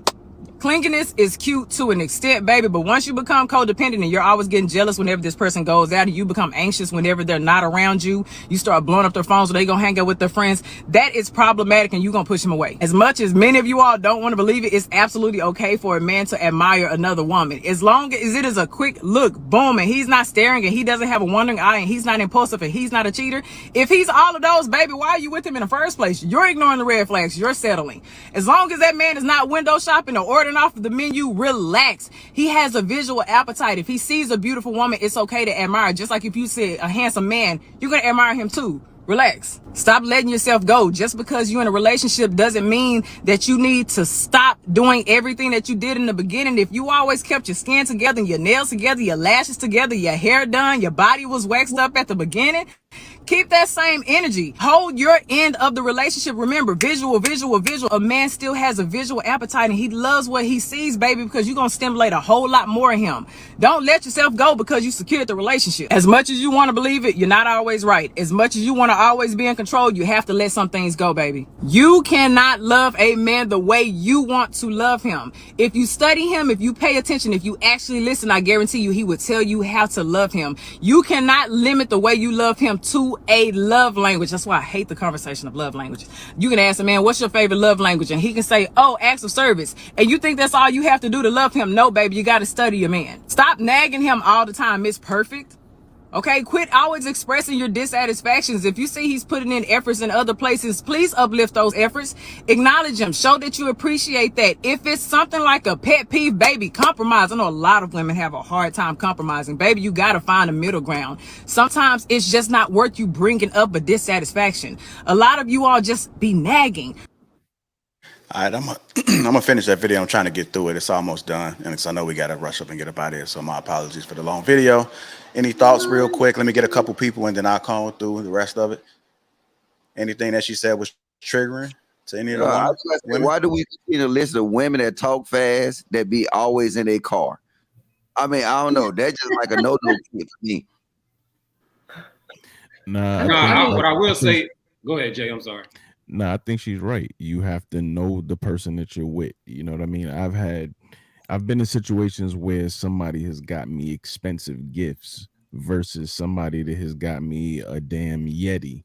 And that was the best gift that I ever got. It was inexpensive, but I use it every day, you know, versus a $600 shirt, designer shirt. You know what I mean? You got to know what the person is, what they appreciate that's going to be useful to them. Yeah, I agree with you, Jay. I definitely agree with you. I think that, you know, there are the smaller things in life that do make you happy. But I also think that it comes with age too, because, you know, my love language back in the day was, hey, you know, I would love a good bag and some shoes and some jewelry and this and that, but I don't love that anymore. And I do like those things. I like those things, but it's not like I get happy. Like I like to cook. Anybody that looks at my Instagram knows that I pretty much cook every day. And if I get a new mix, really? if I get a new mixing bowl or something like that, those things really do make me happy. So I agree with you, Jay, for sure. I agree as well. I think everything she said in the video she was spot on. Like nothing she said wasn't wrong at all. I think as far as that clinginess goes, like in a relationship, everybody needs their space. Like, you know, I need my time, he needs his time. And I also feel like when a person is clingy like that to the point where their significant other is trying to have like time to themselves and you just being super clingy, it's almost like a form of control, and I don't like that. Like I don't feel like that's healthy. When it comes down to that nagging and stuff, she's not lying about that. A lot of women don't realize like how bitter they can come across in their relationship. Like at this point, you always have something negative to say. So what are you happy about? Like, why are we together at this point? Because all you do is nag.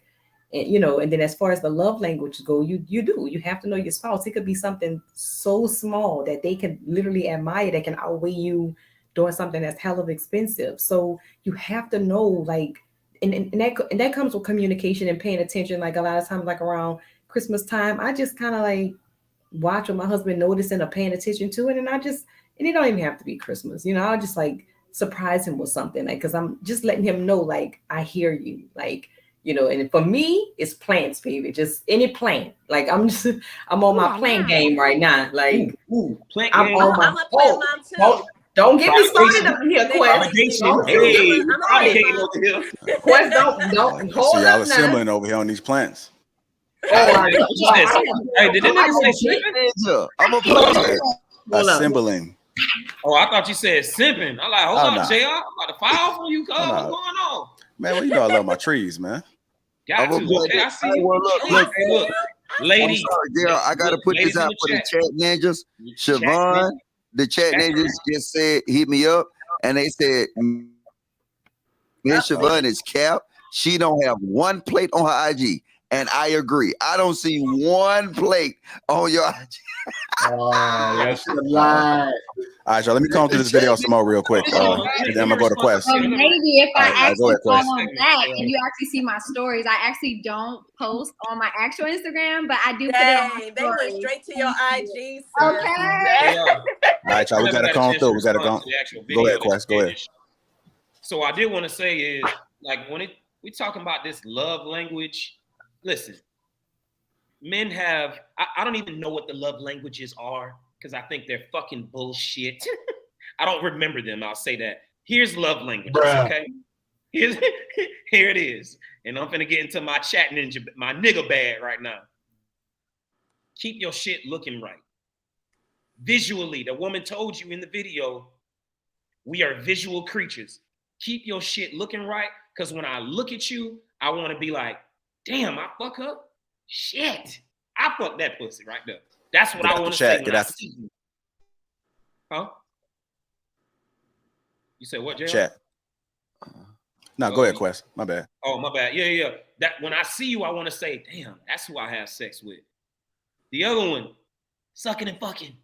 Make sure you sucking and fucking. These are the love languages. And the last one, be his peace. These are men love languages. I don't know about all this other fucking bullshit that women love talking about. These. I don't even know what they are. Okay, these are the men love languages. I'm not going. Yeah, that's for the men. Ladies, keep your shit looking good, please. Black women, please keep your shit looking together. Right now, our community is the most obese community of all other races. The most obese, bro. That's part of the reason why we can't keep our shit together, keep households together and things like that.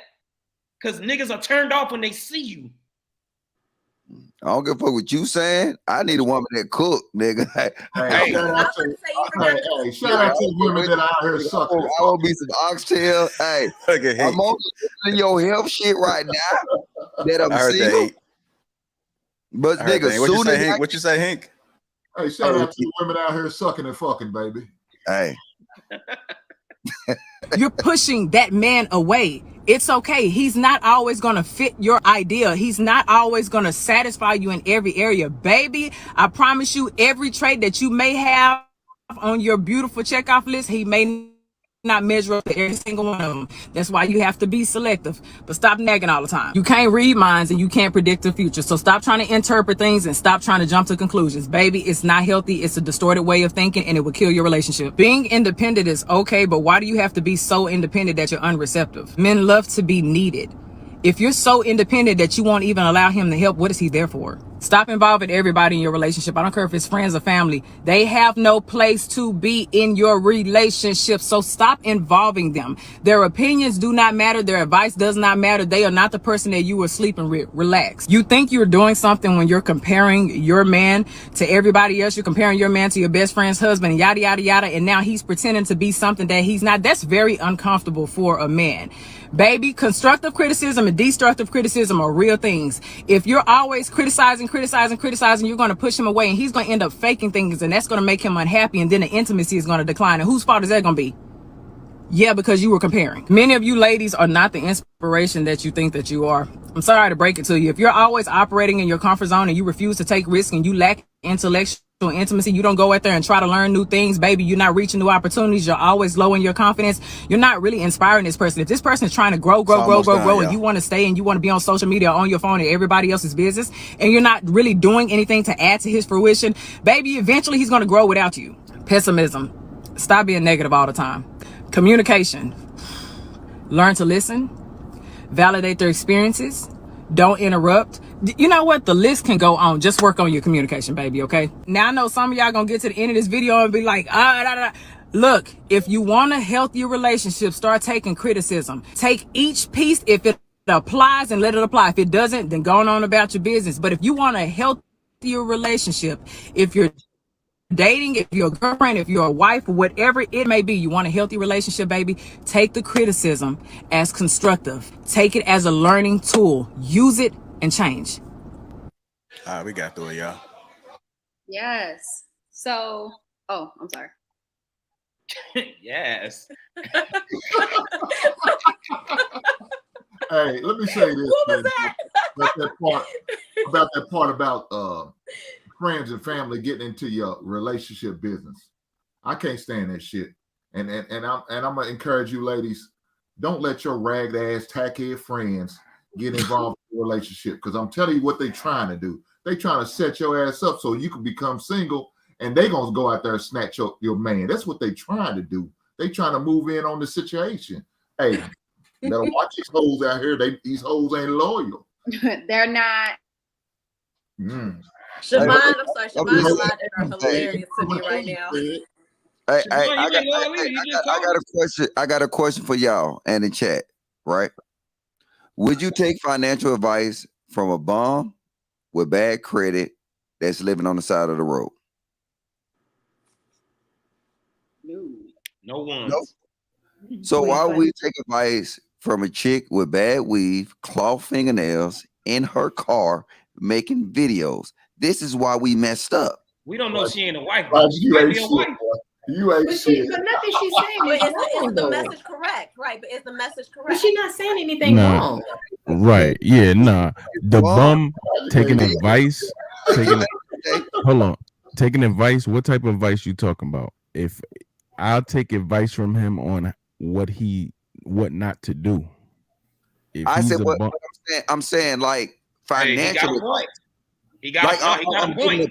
Like he's giving financial advice where we can obviously see he's showing the sign of making bad financial decisions. Right. What Jay is saying is, if he's giving you financial advice saying do not do these things because it's gonna have you looking like me, that's sound advice. And it's coming from that bum. She's telling us what not to do or what to do.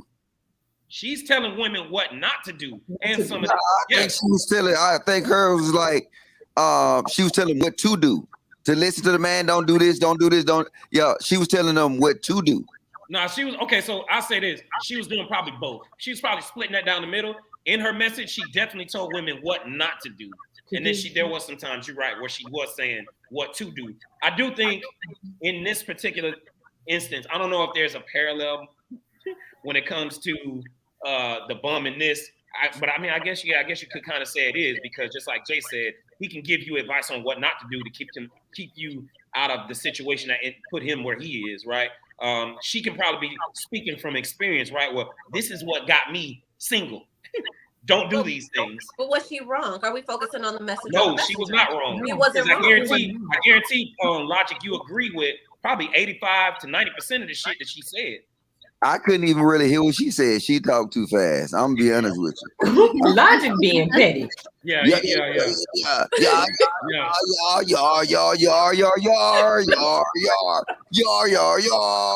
being petty. Stop, Logic. Logic. She was very valid in everything that she said. She honestly didn't say anything wrong. I Like agree. everything she said is things that women should be listening and paying attention to. Yeah, Because they probably have friends that's not telling them half of the stuff that she just said. She's pretty much saying what Toya's going to say in her wife class. So, you know, just Yes. it's part of the curriculum. So, But she ain't gonna be. But here go the difference though. The difference is Toya's voice is way more soothing. Yes. Hey, look, ladies, you getting that good New Orleans, Louisiana type of twang with that, with the lessons, with the classes. You know what I'm saying? Help you listen better. She talks a lot slower than what Shawty was fine off with the 249. She had a fully auto. You know what I'm saying? This is gonna be a lot more soothing right here. It's so funny because I don't hear my accent, so it's crazy. Like when y'all bring it up, it's I'm so like, soothing. It's like Tamitha. I think I sound like you guys. Just like I just want to hug and just lay on you. You just gonna be like, it's okay, baby. It's okay. Let me hold you.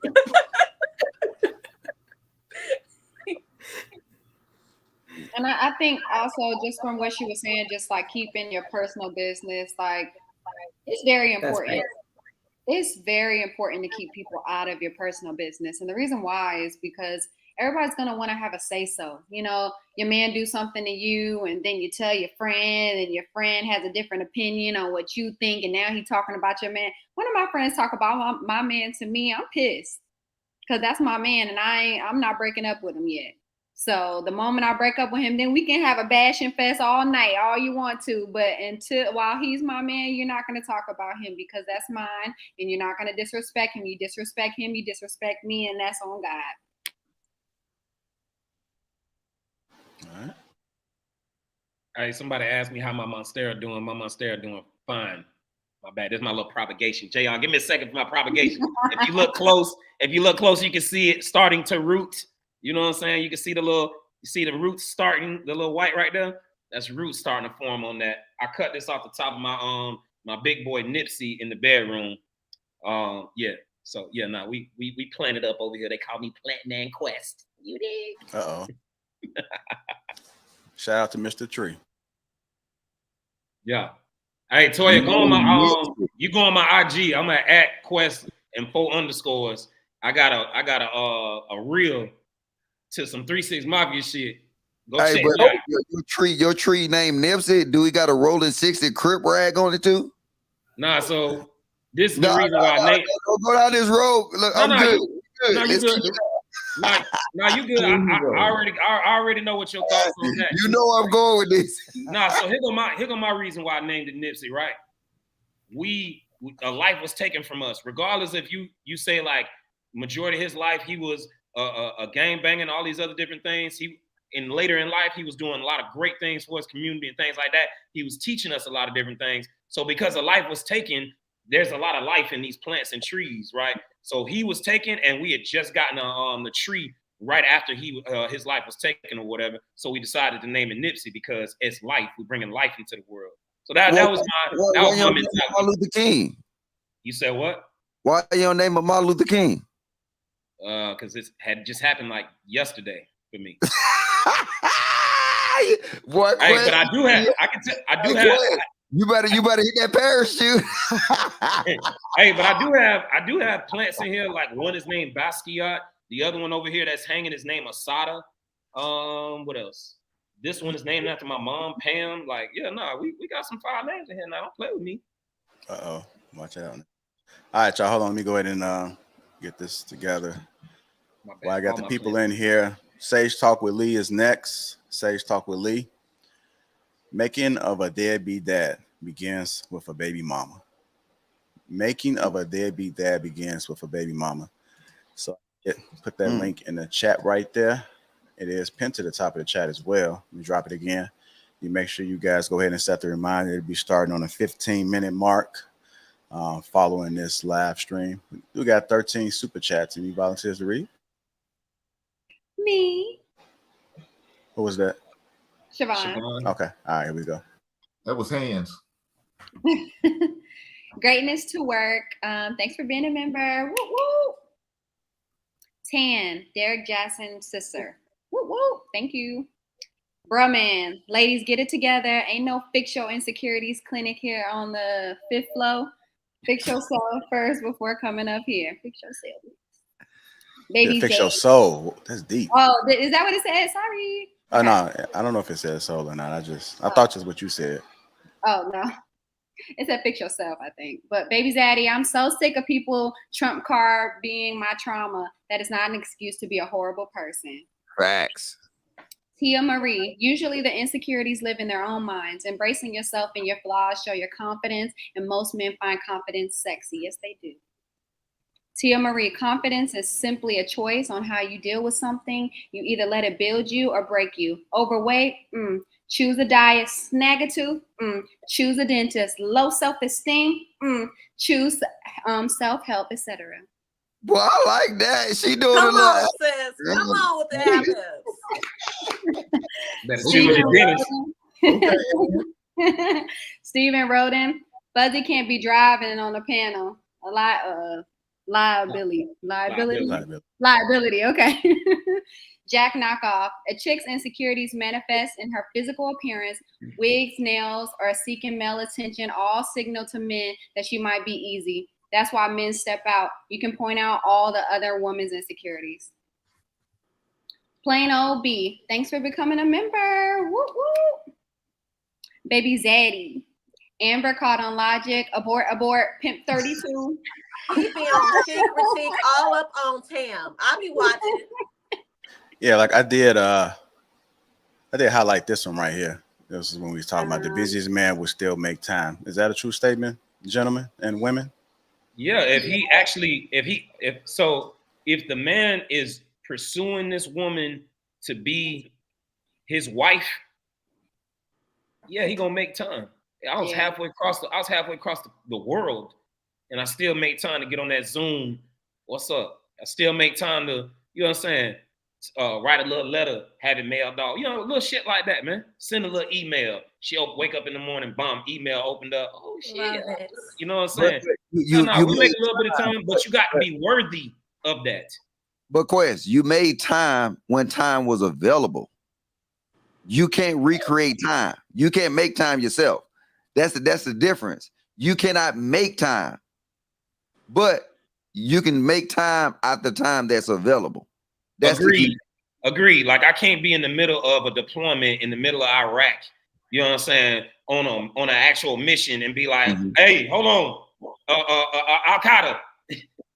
You're like, 1 second. Now I got to send that email to my baby mama real quick. I mean, not baby mama, but my girlfriend real quick. My wife. Quest, you got to say time out.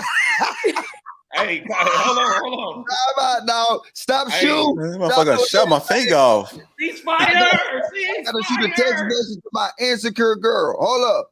Look, hey, baby, bullets is flying right now. And you got me standing up texting because I ain't got no signal. Hey, Quest.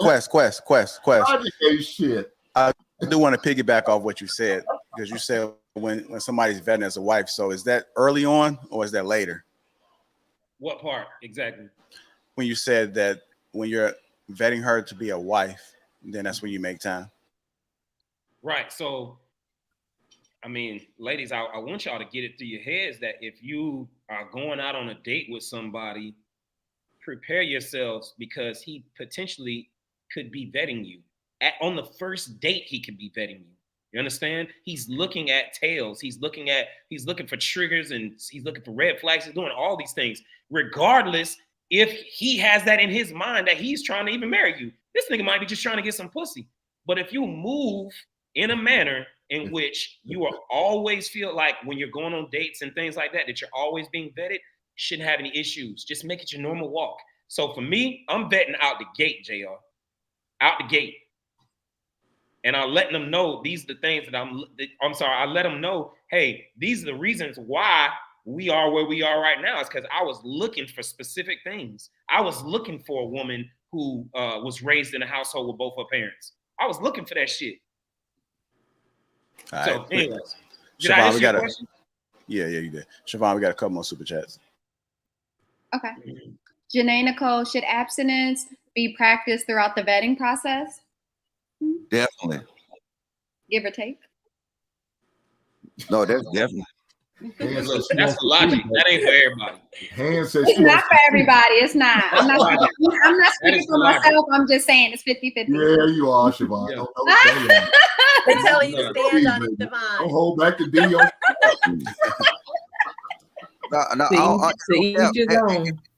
That's non-negotiable with me. Right now, with me, and at my stage of my life, if you can't hold that box out for 8 months, then it's not worth it. No. Now 8 months. Now you stretching it. Okay, so you can have your vetting process. You can have your vetting process all you want, but 8 She months. can't wait that long. That rose ain't gonna cut it. Hey, that means your itch is too rich for me.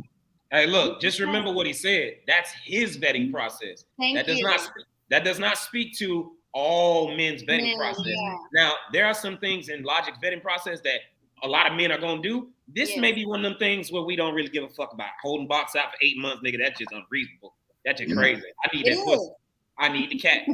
I need the cat. But then the women gonna come back and say, why is he only wanting me for sex? See, you goddamn women don't make no sense.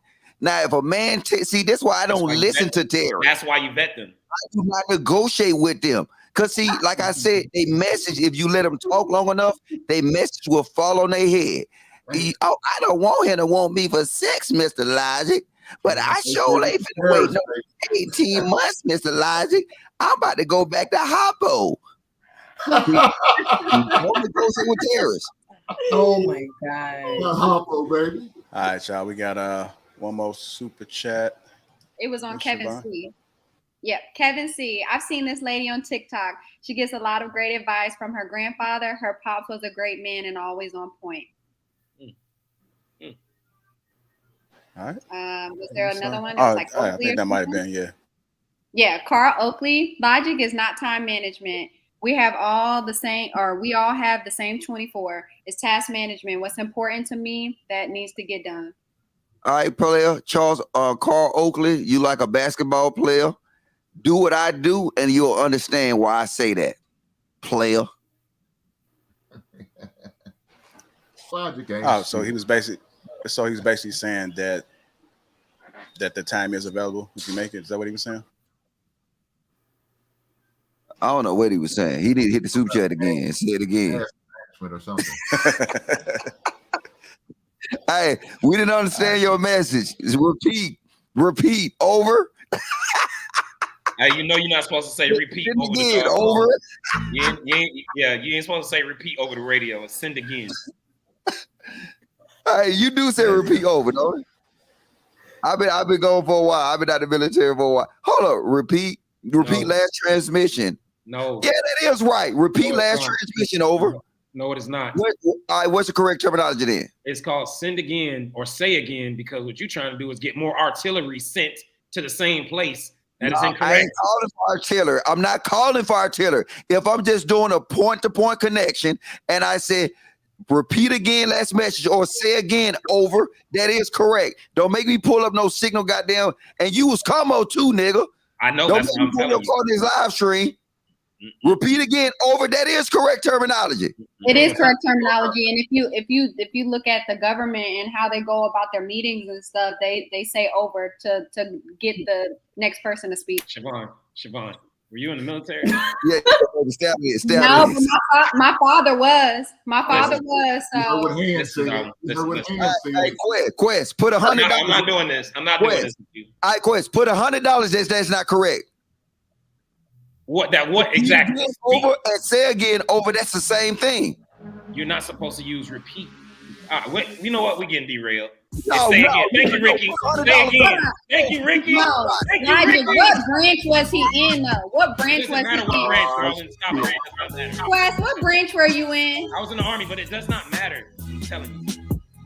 All right, y'all. We got to go ahead and get ready for Sage Talk. We're going to take this same energy right over into Sage Talk. That link is pinned to the top of the chat. I also dropped it a few times. If you haven't already, get your tickets to Atlanta. We are live August the 5th, August the 6th. I appreciate the panel today. I like this, man. It's classic. I would like to repeat this next week, but I don't know if y'all gonna come back. I know Logic gonna be in the Philippines, so I don't anticipate him. But safe travels, my brother. Safe travels, Logic. Yeah. Safe out there, bro. Safe travels, Logic. Make sure you guys hit the like button. Do me a favor. Just text me. I'm gonna send everybody my work phone number. Just text me pictures of the United States. Hey, there you go. Hey, repeat the last transmission. Over. Oh, here we go. Make sure you guys hit that like button on your way out again. Sage Talk with Lee is next. We're taking that same energy right over there. Big shouts out All to right, Mr. y'all. Lee. Y'all enjoy the rest of y'all Sunday. I'll be a Sage. See you guys. Big shout out to Mr. Lee, OG Lee. Say again. Say again. Say again. Ain't no repeat. All we do is say again. Yeah. Hey again. Hey, come on in there, JR. Hey. Nah. Bang. I thought we was gonna get some balls. Roger that. Chicago. Over, I'm about to hit her from the back. Oh shit. Hey, transmission over. I'm pulling in a white Range Rover. Right, that BJR, you be fucking it up, man. Bang. Oh shit. Y'all should be at Sage Talk right now. What y'all doing over here? No, I'm sitting here with you. Nah, hey, shout out to the panel. Love y'all, man. Bang. You know we do freestyles out there every show. Don't play no games.